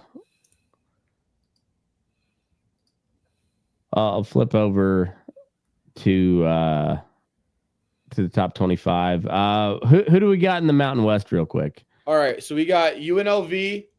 That's a big one. That's going up against San Jose State. Basically, UNLV wins, they're in the championship. Okay. So this is a must-win game for UNLV. Boise State's going to lose at Wyoming. You know, they can play on a blue field. They can't play at altitude. Boise State's going to kick Wyoming's ass. The spread is 23. Take the total to be over 57. Wyoming's going to put up 17 points. Boise's going to put up 65. San Diego State's going to take down. San Diego State's going to take down Utah State because Utah State's garbage. One of their only wins came against Wyoming, and they barely got that one. Wyoming or Air Force, Nevada. Take Nevada. They got the home field advantage, and the Air Force are starting to look more like the Chair Force. Colorado State's got Fresno State. They are in Fresno. I'd say take Fresno, but this is a Colorado State team that seems to have figured out how to play football. So it kind of be exciting. We want to go to the top 25.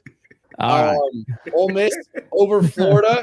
Don't take the spread. All right, take the over on the points. It's going to be a 32 to like 27 game. It's going to be a 5-point win for Ole Miss. DJ Lagway is going to play really well. He's going to play lights out. Ole Miss is going to do just enough on offense.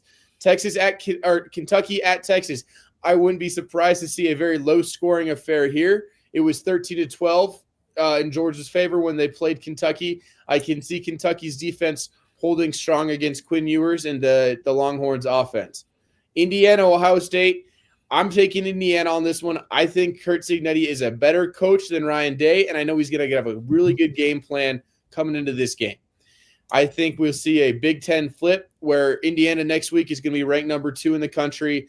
Ohio State's going to drop to maybe 6 or 7. Wake Forest, awesome. Miami sucks. This is going to be a close game, but they are at home, and I think Miami does cover that spread. It is 24, but I think it'll be like 20 to 40, 45-ish. Miami's going to be able to put up the points. Wake Forest is not that good either. SMU at Virginia. Virginia has played some very, very good games this year, and they're playing at home. I think I'd take the over for sure. I don't know if I'd take the SMU to cover that spread. Illinois at Rutgers.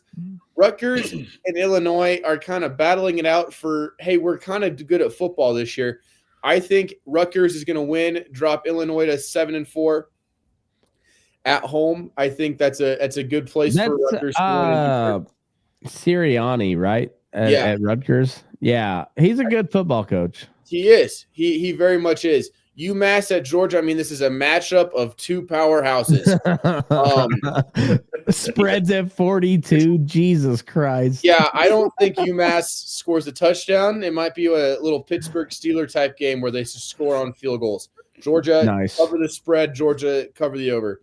UTEP at Tennessee. Tennessee is going to beat up on a struggling Miners squad. I mean, Tennessee loves Miners. I mean, they're gonna fuck the Miners so bad. The fucking Miners are going back with like they're gonna be bleeding. They're fucking the Miners so hard. They're going back to El Paso, hoping to cross back over the border. Penn State at Minnesota. I think this is the game where Penn State finally fucks up. All right, this is a spooky Minnesota team where they've got some talent. They've had some flashes. I think this will be a statement win at home in front of the Gopher Stadium. Whatever they call it. I don't care about Minnesota football, but I think they're going to beat Penn State. BYU at Arizona State.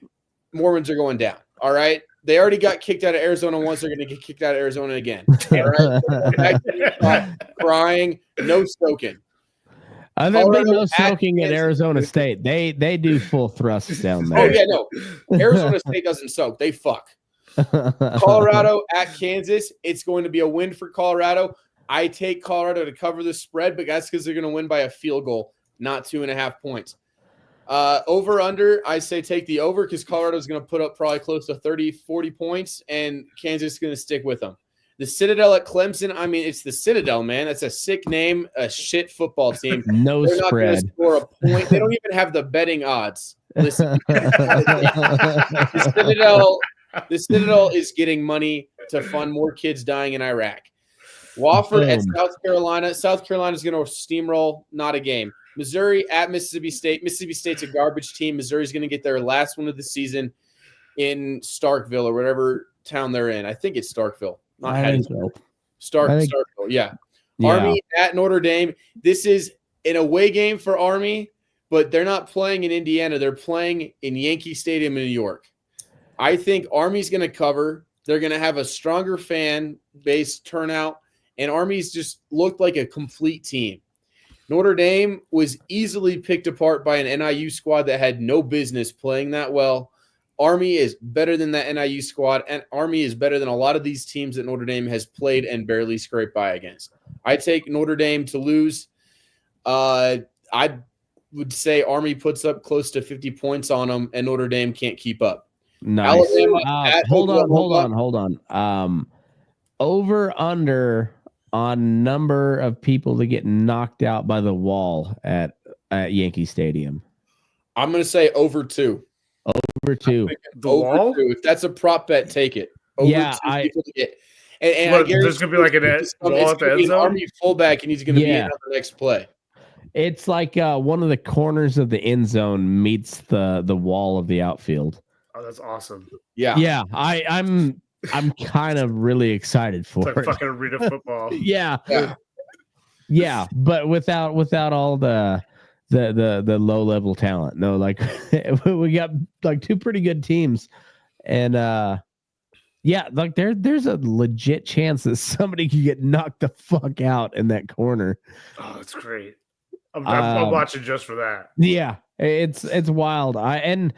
And it may turn out different during the game, but with the graphics that I was seeing, from like I think ESPN and a couple different apparently supposedly legitimate sites that are like, yeah, that's a like it's the perfect spot for that red zone fade for some dude to just get waylaid by the wall.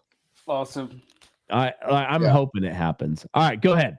All right, Alabama at Oklahoma. This is the game that ends Brett Venables' career at Oklahoma. All right, this is an Oklahoma squad that came into the year feeling pretty hot about themselves, having a good recruiting year, recruiting good in the offseason. They are going to get shellacked by 1-5 right now in the SEC.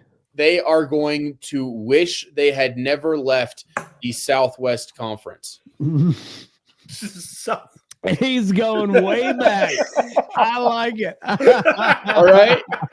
Oklahoma is going to absolutely get dominated. This is an Alabama squad that is making their case for the committee to choose them if they don't win the SEC championship, to keep them in the playoff. Alabama's going to right now. I'm putting Alabama cover and the over just on that rant. Just because of that rant. I would take that. I genuinely think this is an Alabama team that they've been rocked by a couple of rough losses. And they're coming in and they're looking at the conference championship from the outside, which they haven't done in decades. And you got a coach that's trying to fill the shoes of Nick Saban, trying to prove a point, and they are still very much in the conversation. So yeah, I think you're right. And Oklahoma, they just won't have it this year. I'm no fan of Alabama, but I want Oklahoma to lose so convincingly at home. Their next game after this is at LSU, so they might not be bowl eligible in their first season in conference. And you know who is bowl eligible in the SEC? Vanderbilt. Boom. Vanderbilt, the commies of Nashville. All right, 2 games left. All right, we got Texas A&M at Auburn. Texas A&M is still a one-loss team in conference.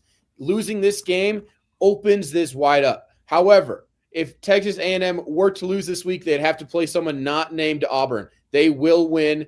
They will cover the spread. Marcel Reed is somehow going to look like a NFL caliber quarterback, even though he's really just Taysom Hill with a slightly better haircut. Iowa State. It's all the same haircut down there in the Southeast, though. Oh, yeah. Auburn's not going to even come close to covering. I don't understand what this obsession with Jordan Hare Stadium is. It is not a tough place to play unless you are Alabama. All right? Auburn is going to roll over. Well, that's because that's cousin on cousin down there. It really is. I mean, there's a lot going on. It's wedding season, baby season. Everything's going on. Iowa State at Utah. Iowa State is going to win this. It's going to be the last one of the season. I don't think this is an Iowa State squad that is strong enough to beat Kansas State next week, but they're going to try and put up a good enough show this week to stay in the contention in the Big 12. It's not going to hold, but they're going to have a little bit of hope for another week. All right. Those are my picks. I am going to go to bed because I got to be up at 6. So I will see y'all in a week. I think we need that every week. Yeah, that was great. That was amazing. I can give you guys a speed run. Let's do it. All right. Next week, I'll hit you with NFL too. Boom. I like it. All right. Later, dude. Later. Sure. All right. That was killer. That was electrifying. Yeah. You gotta clip that up for Instagram, man. Yeah. That's gonna be I'm gonna expect that every week now. You set the bar high. All right. Yeah. But I am taking that. I'm taking Bama minus 13.5 and over 47.5. I'm gonna put $10 on it right now. I like that bet a lot. And that's a little bit of a emotional pick because I've never been a fan of the Sooners, and I would love to see them lose big to Alabama at home. All right, so we left off Ravens Steelers. That was a good game. Nothing but field goals for the Steelers. Come out 18-16. That's a classic NFC North game. Can you switch the page over? Oh, thank you. So that game had me so nervous. I don't know. First of all, I got Lamar Jackson fantasy, and that was killer. Oh, that's tough. But also just that game was just so close, and I mean, it was very exciting, even though pretty low scoring. Yeah, it was. It was a good game. Like, maybe not exciting, tense. Yeah, but if you like defensive football, I mean that was a fucking great game. Yeah. Yeah, the Steelers, man, I don't know what they are for odds to win the Super Bowl right now, but that's not a bad little pick. They look good. That defense is nasty. Russell Wilson is just like good enough. Yeah, they're better than I thought. Like, I figure they're making the playoffs, but not going to go on a run now. It kind of looks like it. Although they seriously have the Ravens number.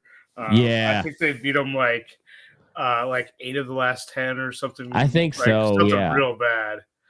Yeah, like they have that little chip on their shoulder. Like, nah, we're the actual beast of the NFC or the AFC North. So like, fuck off, dude. Like they it's one of those things where like I don't know. It's like the Denver Kansas City matchup. It just who's the home team, because that's probably who's gonna win. And even when like there's a shitty team, like pick the underdog to cover that score, because it just I don't know, for whatever the rivalries aren't nearly as intense in the NFL, but that's one of them. The Ravens Steelers.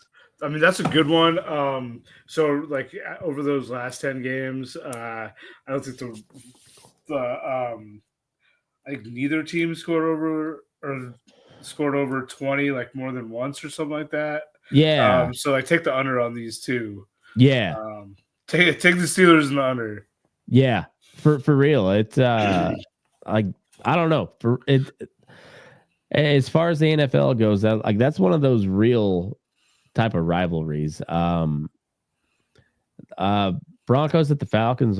Bo Nix is really like legit might be the rookie of the year. I've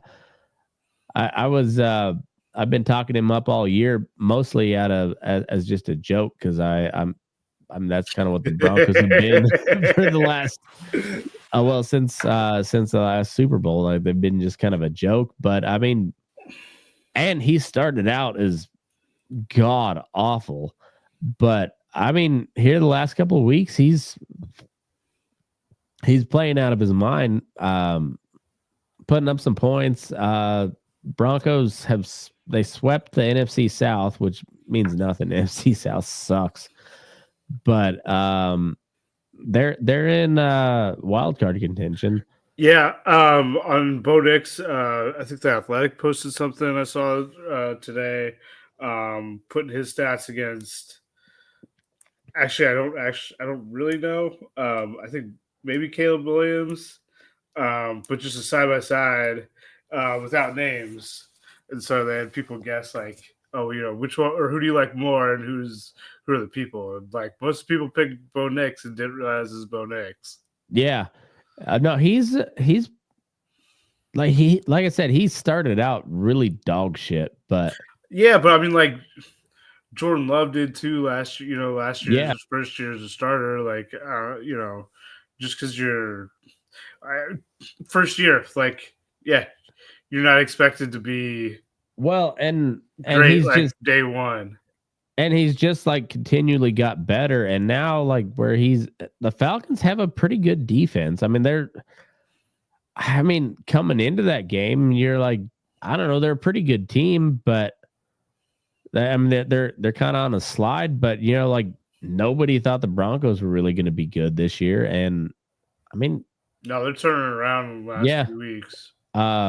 So it's I hate to see it.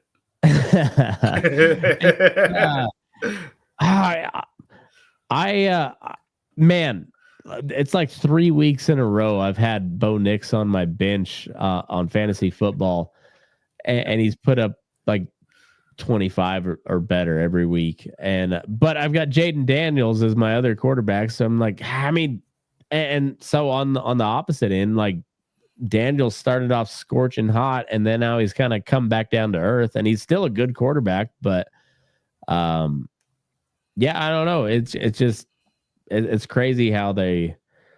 I would say, I mean, they're kind of right at the terminal point there, where they're right on about the same. If you compare them side by side, I mean, the rookie of the year case is kind of 50-50. Yeah, I think you'd have to like keep it up to. Yeah, like, he can't. He's got to stay. He's got to do what he's been doing the last like 3 weeks. Yeah, he's got to win it. But if he does that, like maybe, yeah, I think he probably should. Yeah, it's he's got his work cut out for him, because the AFC West has turned into a pretty damn good conference outside of the Raiders. And the NFC East is, I mean, it's the Redskins and the Eagles. That's kind of it. So everybody else is garbage. Did you see they brought Tommy DeVito back for the Giants? This is so sad. Drew Lock must have pissed somebody off in the NFL, because he's not getting any chances. Probably Broncos fans at least. Yeah, but yeah, he's got a guy with a mob boss for an agent, and it still lives at home with his mom cooking chicken cutlet for him. Starting over, and I was like, freaking Giants! What a train wreck. One last thing about Nix. I saw that he's the first rookie to ever post 80% efficiency, 300 yards, and 4 touchdowns in a game. Yeah, that's wild. Like that, he put on a clinic against the Falcons, and like I said, that they're 6-5 team, but I mean they've had a pretty good defense all year, and he fucking torched them. And dope. Yeah, it's Sean Payton's looking pretty good right now. Like he's got his guy clicking when he, when it's starting to matter a lot. So we'll see how it turns out. The Niners, what the fuck are they? Are they done? Yeah, they're done. I mean, McCaffrey's back. They lost this game. That might sink them on the year. I think so too. And this is a game where they've kind of dominated the Seahawks for a while now. Yeah.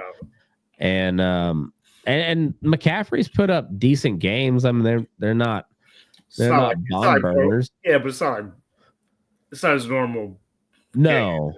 No, I mean they're okay. Don't get me wrong. I've got him on fantasy, so I know he's doing okay. But I'm just saying this week it wasn't as normal. Yeah. Yeah. I don't know. I think the Niners missed their window. And I mean, well, fuck, never mind. They're still right in it. Yeah, they're only a game out of it. I was like, they're in last place, but there's 3 teams there's 3 teams at 5-5, and then the Cards is 6-4. Yeah, so they're a game out. They're right back. Yeah, they got it, but they got to fix their shit. Well, and the Cardinals got Kyler Murray, who could be amazing one game and then just like not do shit the next. So like, I don't know, that division is by far the most wide open. It is. I think Marvin Harrison Jr. is getting a little bit more consistent touches. So hopefully for them, that means that him and Kyler are getting a little bit better rapport. So maybe that inconsistency evens out a little bit. Yeah, I mean, you got to get that guy the ball though. And they are. I mean, they're getting it to him finally. So and fucking feed him, Yeah, I mean that guy's he was bred to play football, and at a high level, and he's done nothing but do that. So just throw the ball to him, and it seems like they figured it out finally. But I don't know what took him so long. I mean, he's a rookie too. Like, just yeah, that's true. It could be. Bills beat the Chiefs. Give the Chiefs their first loss of the season. I mean, it was a good game. I enjoyed watching it. Josh Allen is man, I don't know if he ever wins one, but he should. I mean, he's the next generation Jim Kelly. That's what he is. Yeah, Jim Kelly win one? No, I don't think so. How did he lose?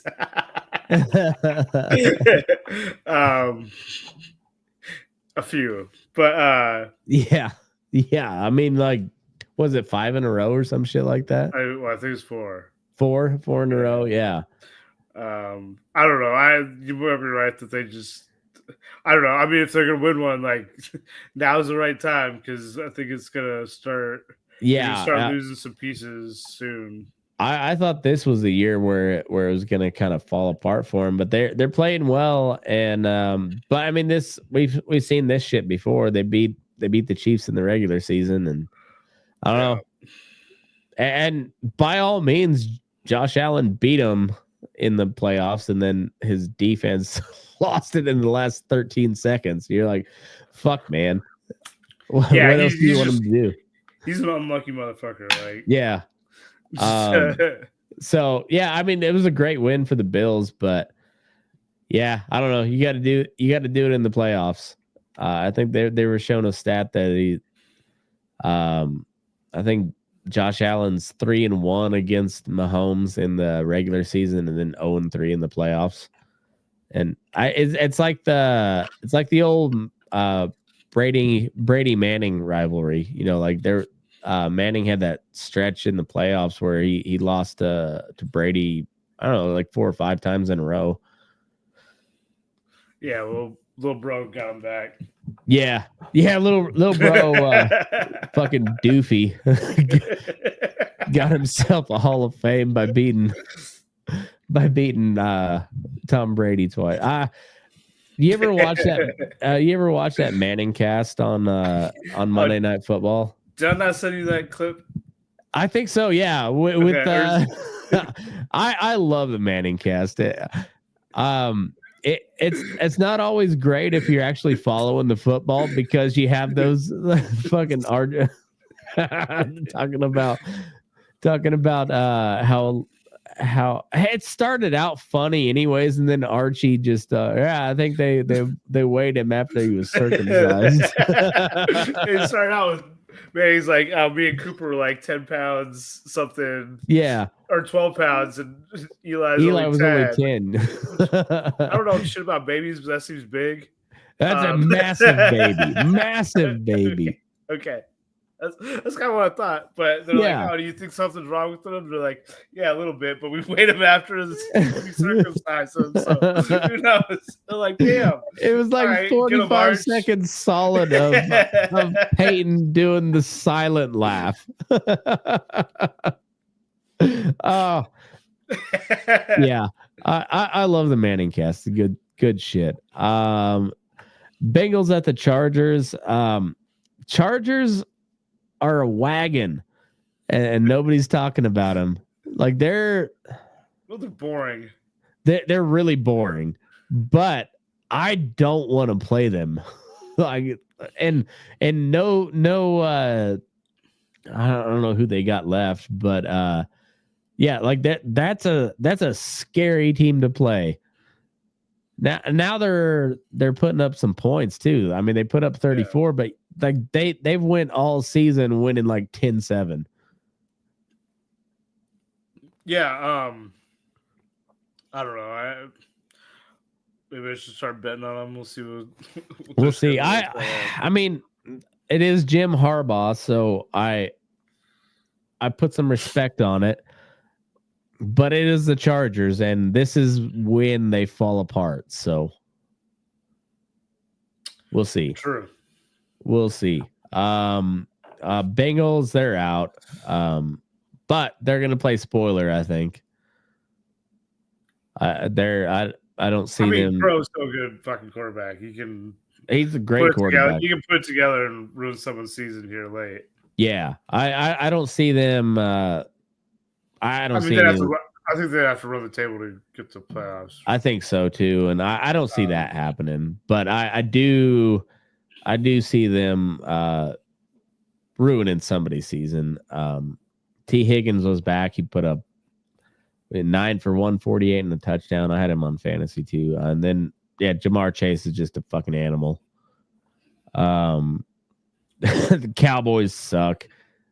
Oof. Fuck, they suck. I almost took a parlay for Texans plus 7.5 and over. I think the over was 40.5, and I almost took it, but I did it in the teaser instead. So it was Texans plus a half, and I think it was over 34.5, something like that. But I took a prop bet, and that paid out 5-1, so that worked out good. I took a big motherfucker. All right, I missed a plus 1275 parlay. I didn't even see what the final was. I needed Stroud for 2 touchdowns. Fuck! Did you just throw one? Yeah, I think Mixon ran for 2 or 3. 3. Yeah. I think he caught one and ran for 2. I did overs on receptions for Mechie and I think it was Mechie and Tank Dell. I did the over on the passing yards for Stroud and Mixon for anytime touchdown. Nice. And that was I think it was plus 500. I Texans to cover over Cooper Rush for plus 175 yards and Stroud for plus 225. Just needed him one more fucking touchdown. Son of a those parlays. Also like. Yeah, I know, but like Stroud for 2 touchdowns seemed like a. I know it seemed like a lock. I almost took that. I just went for the yards instead. I almost went under, but I was like, I saw Nico Collins was back, so I was like, it seems, and it's the Cowboys. It feels like they're just gonna sling it around a little bit. Like the Cowboys giving up, and I love it. What made me nervous is like, they're just gonna get up quick and then just stop. Yeah, I know, but they didn't. It was great. It was I love to see the Cowboys losing in prime time, and they're done for the season, and it's falling apart. It's amazing. It's amazing. I was watching McAfee earlier, and I didn't catch the start of the game. I think I started watching it just before half. But apparently there was like chunks of sheet metal like falling off the roof of the stadium. And what? Is that Jerry World? At Jerry World. Damn. I only caught the second half. Yeah, I was listening to Pat McAfee just like a couple hours ago, and I was like, holy shit! And you know, it was like not long ago. They were like Jerry World's like the most marvelous, you know. Yeah, it was Jerry World, and I mean they just sold it out for that lame ass Mike Tyson fight. I don't know, but yeah, apparently there was chunks of sheet metal falling off the roof. I was like, God. It couldn't have happened to a better team. And I kind of like Jerry Jones. I mean, I don't. Oh, I hate him. I like him in the same way that I like Trump. He just cracks me the fuck up. I like him as a character, not so much as a person. I just love him as a character, and it just added to it. I was like, of course it would at Jerry Jones's multi-billion-dollar stadium just starts falling apart after not that long. Not that long at all. Yeah, right? Also, I mean, there's some really old-ass stadiums. And they're not falling apart. I just drove by the Oakland Coliseum the other day. It's still going strong. Like, it's still there. And I don't know. It's wild, but I wouldn't say that the Oakland Stadium's going strong. Like, it's there. It's there. And as far as I know, chunks of metal aren't falling off. So that it's got that. But also, nobody's playing there, so they don't have that much traffic in the stands. No, I got no particular love for Oakland, but I always kind of liked the A's, just that they had the rowdy fans, so I always kind of liked them. But it is still pretty. It was really funny just driving by it, and you're just like, what? So I was hoping for. I think they announced maybe last week or the week before that Tampa can't go back, and they're gonna be playing at the Yankees AA. Oh yeah, or something. Yeah, or like a spring training faccility or something. Maybe.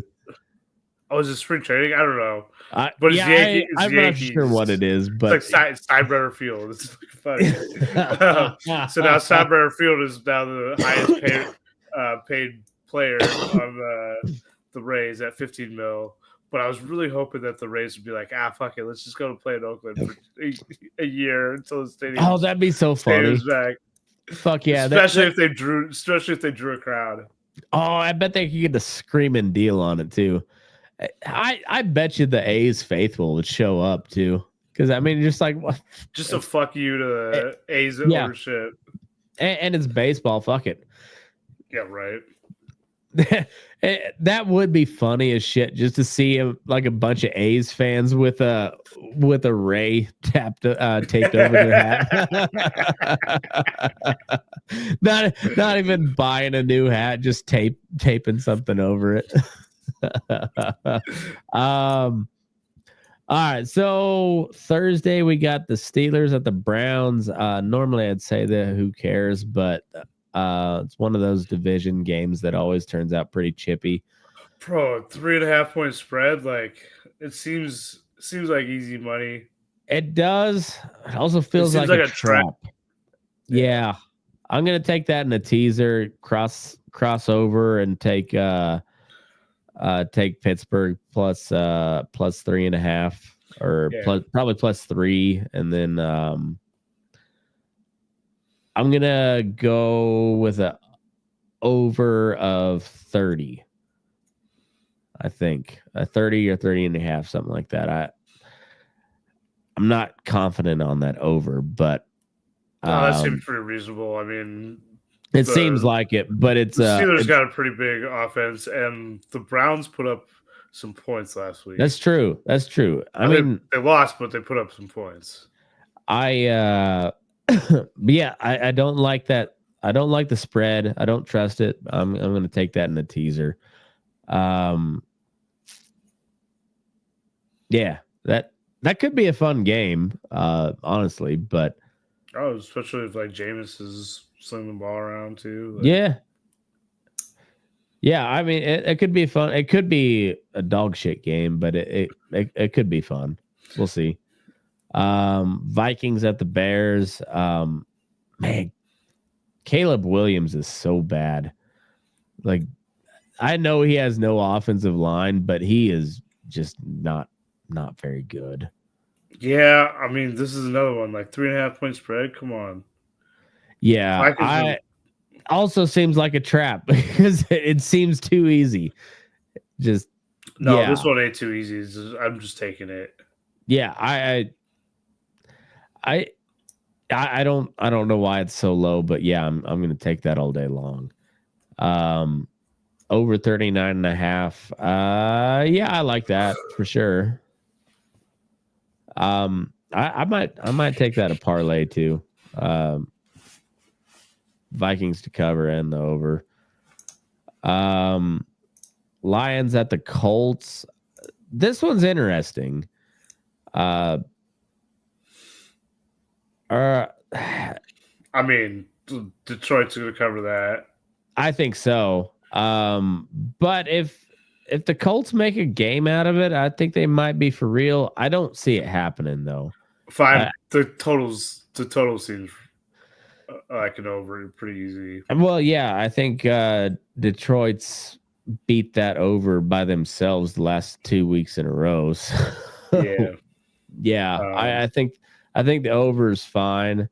I like Detroit to cover that too, but as far as like playoff implications, I think if the Colts get blown out, they're done. They're not coming back from that, I don't think. But if they make a close game of it, I don't think they win either way, but if they make it a game, they're still in the conversation, I think. I mean, they're probably still in the conversation, but I think if they lost this one, they got to win out almost. Yeah, pretty much. But I think if they lose by 2 scores, I mean they're done. I don't see them coming back from that. And that's 2 scores is a lot, but still, the Lions have been just curb stomping people here lately. So. Oh yeah, I mean, there's no. Well, they're not even. Yeah, they don't take the foot off the gas. They're just gonna like, no, we're gonna fuck you up all game. And I mean, I guess they put in their B team, but they still were putting up points last week. Well, and then they came back against the Texans, who are a really good team, and yeah, I don't know. I just if the Lions win big, the Colts they're dead. Yeah. Dolphins Patriots, man, this used to be a fun game, and I mean, I guess if you got nothing else to watch, but there's other games on. Dude, since that snow game in like 2001, I've never wanted to watch Patriots game since. So yeah, that's when they were good. So fuck them now. Yeah, I mean, I guess. I mean, there's some. All the Dolphins are actually fun offense. Like I said, if there was nothing else on to watch, I would watch this. But there's better games for sure. Going on at the same time. I mean, yeah, Buccaneers Giants is actually kind of intriguing. I mean, Tommy DeVito did pretty good for him. I don't buy him as a real quarterback, but I don't know. He's also kind of a fan favorite, so and it's at home. You could I probably won't bet it because of the quarterback switch. Yeah, I probably won't either, but I mean, I won't be surprised if this is a good game. I wouldn't be that surprised if New York wins it. Tampa's kind of they've really I wouldn't even say underperformed, but they've got really unlucky, it seems like. Maybe. I don't know. And maybe they might just not be as good as I thought they were. I think they probably are, and this is just a little down year after a nice surprise year last year. Yeah. I mean, Baker Mayfield's playing out of his mind, and they're definitely not out of it, but they're I expected them to be like a 6-4 rather than a 4-6. Yeah, exactly. Which I guess that could be a couple like bad losses or something. Well, I mean they had close losses. I mean, they had a walk-off loss to the Falcons, and then they lost big to the Broncos. It is so weird. The Broncos beat every team in the NFC South this year, and they beat them by 2 scores or more, I think. I don't know. Conference for alignment, man. You guys might be good again. I guess. I don't know. The Giants are terrible.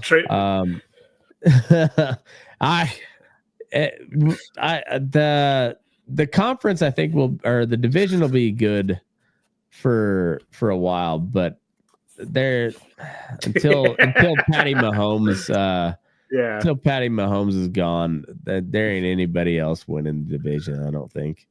No. That I mean, they'll make it too good. No one else is like. Yeah, the Broncos are having like an okay season. The Chargers seem like they're all right. Sure shit it could be the Raiders, but like none of those teams need like several pieces. Yeah, several huge pieces to like take them to the top of Pat Mahomes. Because you've got to have a perfect team to beat Pat Mahomes, and then you also got to hope the refs aren't against you that day too. Yeah, which they probably will be. Seems like. So I don't know. I don't buy that. But the Giants suck. But I don't know. Like I said, Tommy DeVito did pretty good for him last year. Tommy Cutlets. Not that the Giants are ever going to be anything good this year, but I wouldn't be surprised to pull them out. Tampa's at 5.5 on the spread. I'm saying it seems like honestly, it's not a good betting game. Neither is this next one. Cowboys at the Commanders, Redskins. Washington's minus 10.5. That's a big ass spread. That's a huge spread in the NFL. I won't be surprised if they cover it because the Cowboys are awful, but I'm not betting that. Over at 45.5. I don't mind that. Might throw it in a parlay or something. Chiefs at the Panthers. Another 10.5 point spread. That one should hit, but once again, I don't think so. I might take the Panthers to cover that just because the Chiefs don't tend to blow people out. They win by That's true. a score or two. I was looking up the other day, and last like several years, the Chiefs are notoriously bad against the spread. They win a lot, but they don't. Yeah, you're right. They don't blow people out, and particularly not this year. Like Mahomes is having kind of an average year. He pulls shit out when he has to. It's not a bad call. Either way, that like 10.5. That's a big spread. I don't hate the Panthers to cover. 42.5. I'll stay away from that. Like this could be a 10-3 game or 10-6, 10-9, something like that. I mean, I don't know. It's Chiefs got a good defense too, so if anything, I like the under. If you take the Chiefs in this game, I would take it down to 3.5 on the spread. Yeah. I mean, not that I think it would happen, but I think I've been betting the Chiefs a lot this year. I usually take the other team to cover the spread, and then if the Chiefs get down, on like the first drive, like if they just don't, then maybe I'll take them to cover like a live spread, comes down a few points. Yeah, because they always because like they do that, they come back a lot, and they don't, but they don't win by that much. Well, they come out real lackadaisical and they get down. Chiefs live lines as a Chiefs money line during the game when they're down. That's always a good bet. I've got them at like plus 800 before. Fuck. Let's see. Okay. But I mean, they got to be down quite a bit by then. But either way, they're fair enough. I like Chiefs live lines a lot. I do that quite a bit. Titans at the Texans.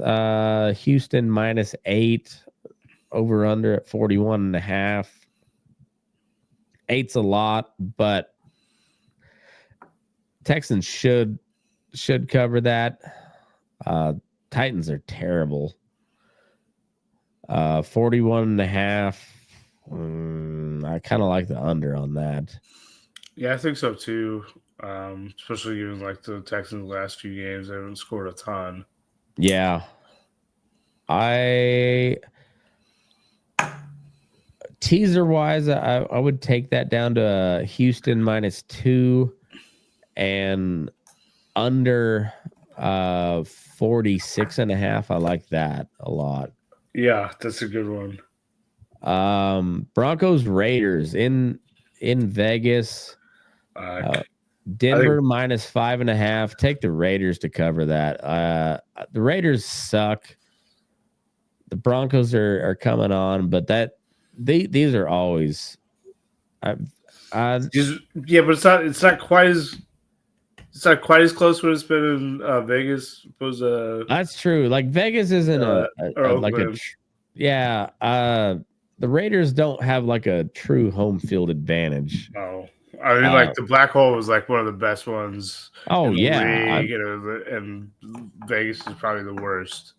I always hated when the Broncos played there, but I always loved watching it because it's intense, or it was, and 5.5. I don't know. That's still a lot. I don't know if I take the Raiders to cover, but I don't know if I take Denver to cover either. 41.5. Yeah, give me 41.5. Huh? I'll take the over. Broncos money line for sure, but that's not going to be a good value. Packers or Niners at the Packers. Fuck. Green Bay 2.5 over under at 47.5. What's the weather like? I mean, I'd take Niners outright money line. You think so? Packers are so fucking bad against the Niners. That's true. And the Niners need this really bad. Yeah, that's true. Yeah, the Niners, they're struggling right now. I agree with that. 2.5. I like the under, honestly. Yeah, the under's not bad. It looks like the weather there says it's gonna be 40s, 46. So 46. It's not too cold. I still kind of like that under. I'm not as confident with it being in the 40s, but I still like that. You think the Packers lose it, huh?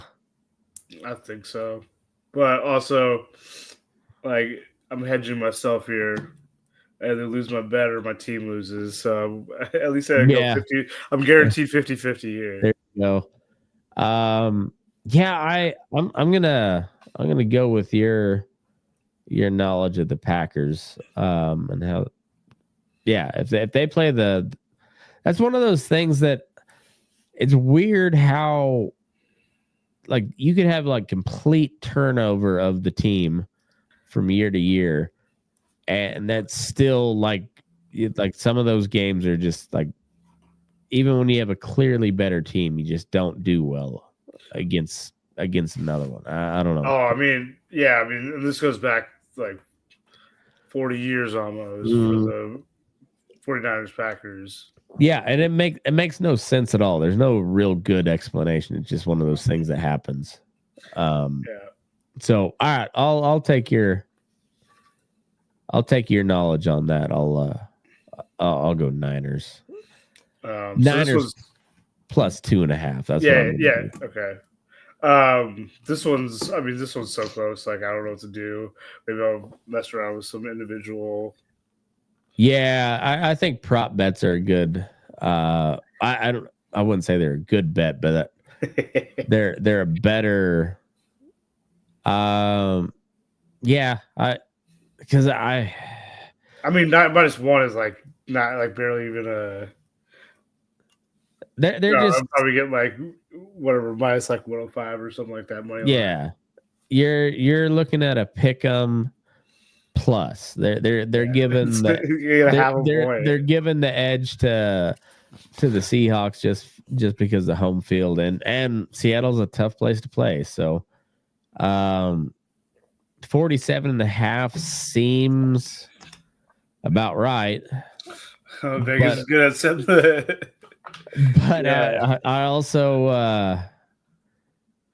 I've seen both of these teams put up nothing. I mean, the Cardinals are far more likely to put up big points than the Seahawks, I think. But okay, does that roof close?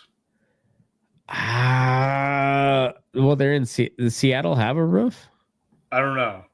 I don't know either. They kind of got like the like overhang over the top of the stands, but I didn't know if it closed at all. I don't think it does. I don't think it does either. It's gonna rain a lot. Okay. Seattle this weekend. So I take the under. Then. Maybe that takes the under and maybe gives Seattle a little bit of an edge. Yeah. Connor's been playing well, but Kenneth Walker, he's a third, I think. Kenneth Walker, the third, is also really good in the backfield. So, yeah, I like if it's going to be raining, I definitely like the under. Then we got Eagles at the Rams. The Rams are coming on. Everybody seems to be like they finally got healthy, and they're playing pretty good football right now. The Eagles are looking really good. Saquon Barkley's just a man-child.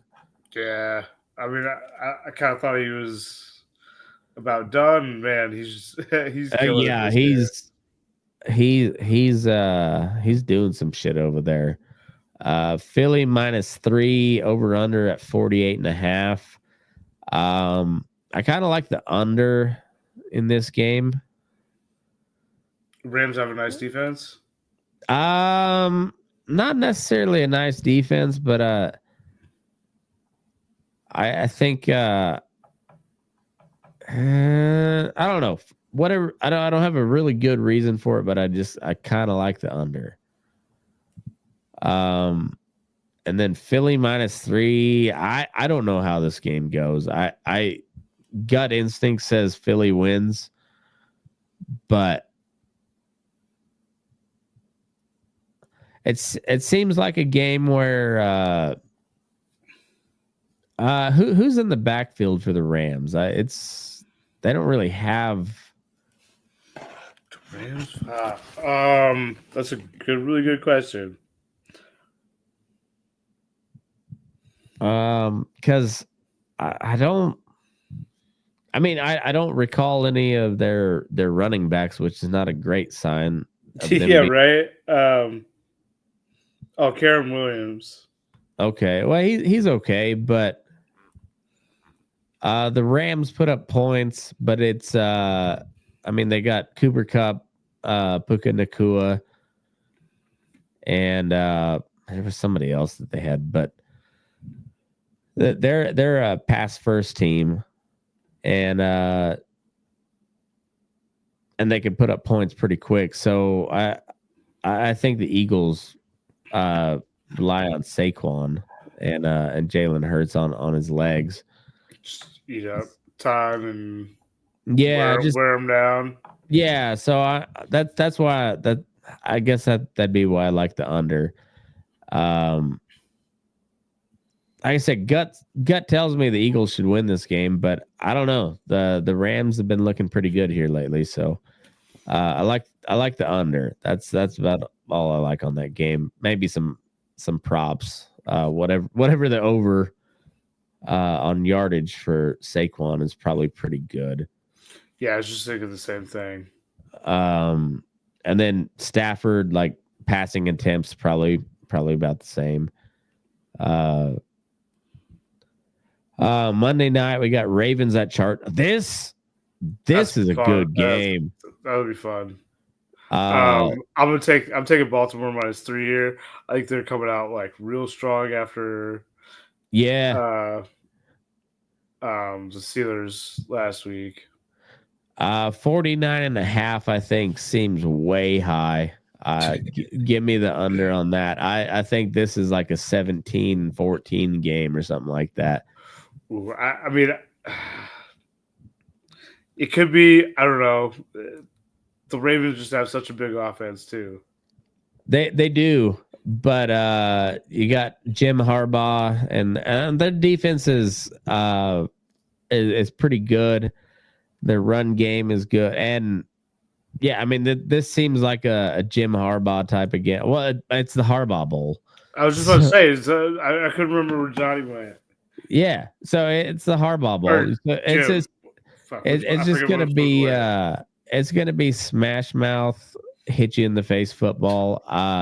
The Ravens do have a better offense, but 49.5 seems ridiculous. As far as over under, I mean, that's big. That's pretty big for NFL. And these two teams in particular, I don't buy it. I think this is going to be a defensive match. Yeah, I don't know. I'm looking forward to it though. I am too. Yeah, and then the Harbaugh angle, both like those two know each other really well. So I think it's just like if they could have 52 fullbacks on their team, I think they both would. Yeah, I don't like the spread, but yeah, I'm hammering the under on that game, like hard on the under. Yeah, that's a good one. I think I'll take that as well. I don't know. I don't know. Now I'm second guessing. I'm going back and forth here. I'll probably choose right before the game starts, but maybe I take like an alternate spread or something. That's not a bad bet. I don't know what they alternate total. Yeah, not a bad bet. I'm looking forward to that game though. That seems like a fun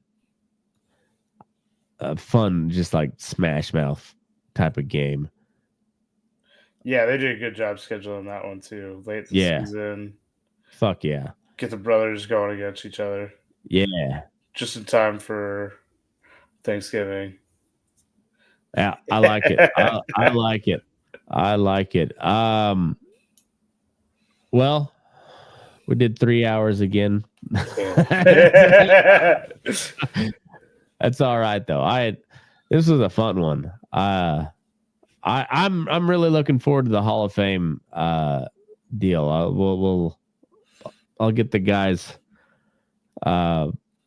and we'll try to schedule that here in the next month or so, but I think that'll be fun. I'm looking forward to it. I'm gonna have some downtime next week when I'm out on vacation, so I think I'm gonna use it to go look up like everyone's Jaws and whatever War 7 and some other like Hall of Fame kind of indicators. Yeah, I think that's I think it's gonna be fun, and they're just gonna be. We can have the numbers, and then there's also just gonna be a bunch of baseball dudes just arguing about who's a bum and who's not, and that's the best part of it. Aaron getting all mad about numbers. I'm just gonna drop little seeds between Aaron and Rob to just get them. Oh shit. I got the theme song for the week. Bo Nix just throwing footballs over mountains. Awesome.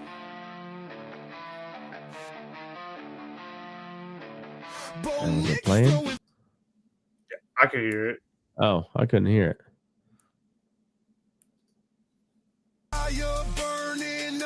All right, well, I put it on my phone. I can hear it again. I don't know if you. It's one of those things where it doesn't come through on my end, even though uploaded the motherfucker. I can hear you speaking. I don't know why. I feel like such a boomer when these things. I can't explain why it's not happening. I know why it should, and I don't know why it's not.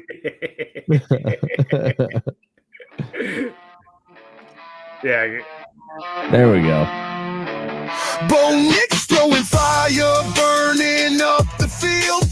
Rookie making waves, no secrets revealed. Broncos riding high, mile high, freaking wild. Football playing fast, got the whole crowd beguiled. Leaving Caleb in the dust, showing who's the boss. Nix has got that flair, no hesitation, no pause. Rockies quake beneath each throw, my friend. Every game another chapter in the legend he penned. Burning daylight sports, tune in, feel the breeze. Nix on the rise, bringing it's not a good song once again, but it's fascinating how it's gotten better every time. I mean, none of these have been good, but they are amusing. Yeah, I mean, like, the beats typically aren't terrible, but the lyrics are never good, but they're, like, I guess relevant anyways. Like, they somewhat make sense. I don't know. It's talked about Bo Nix winning. Like, okay, I like it. It's strange. It's strange. It's a weird world we're living in, but we're living in it. So, you got anything else? No, not really. All right, sounds good. Well, thanks for tuning in, and move your ass. We're burning daylight.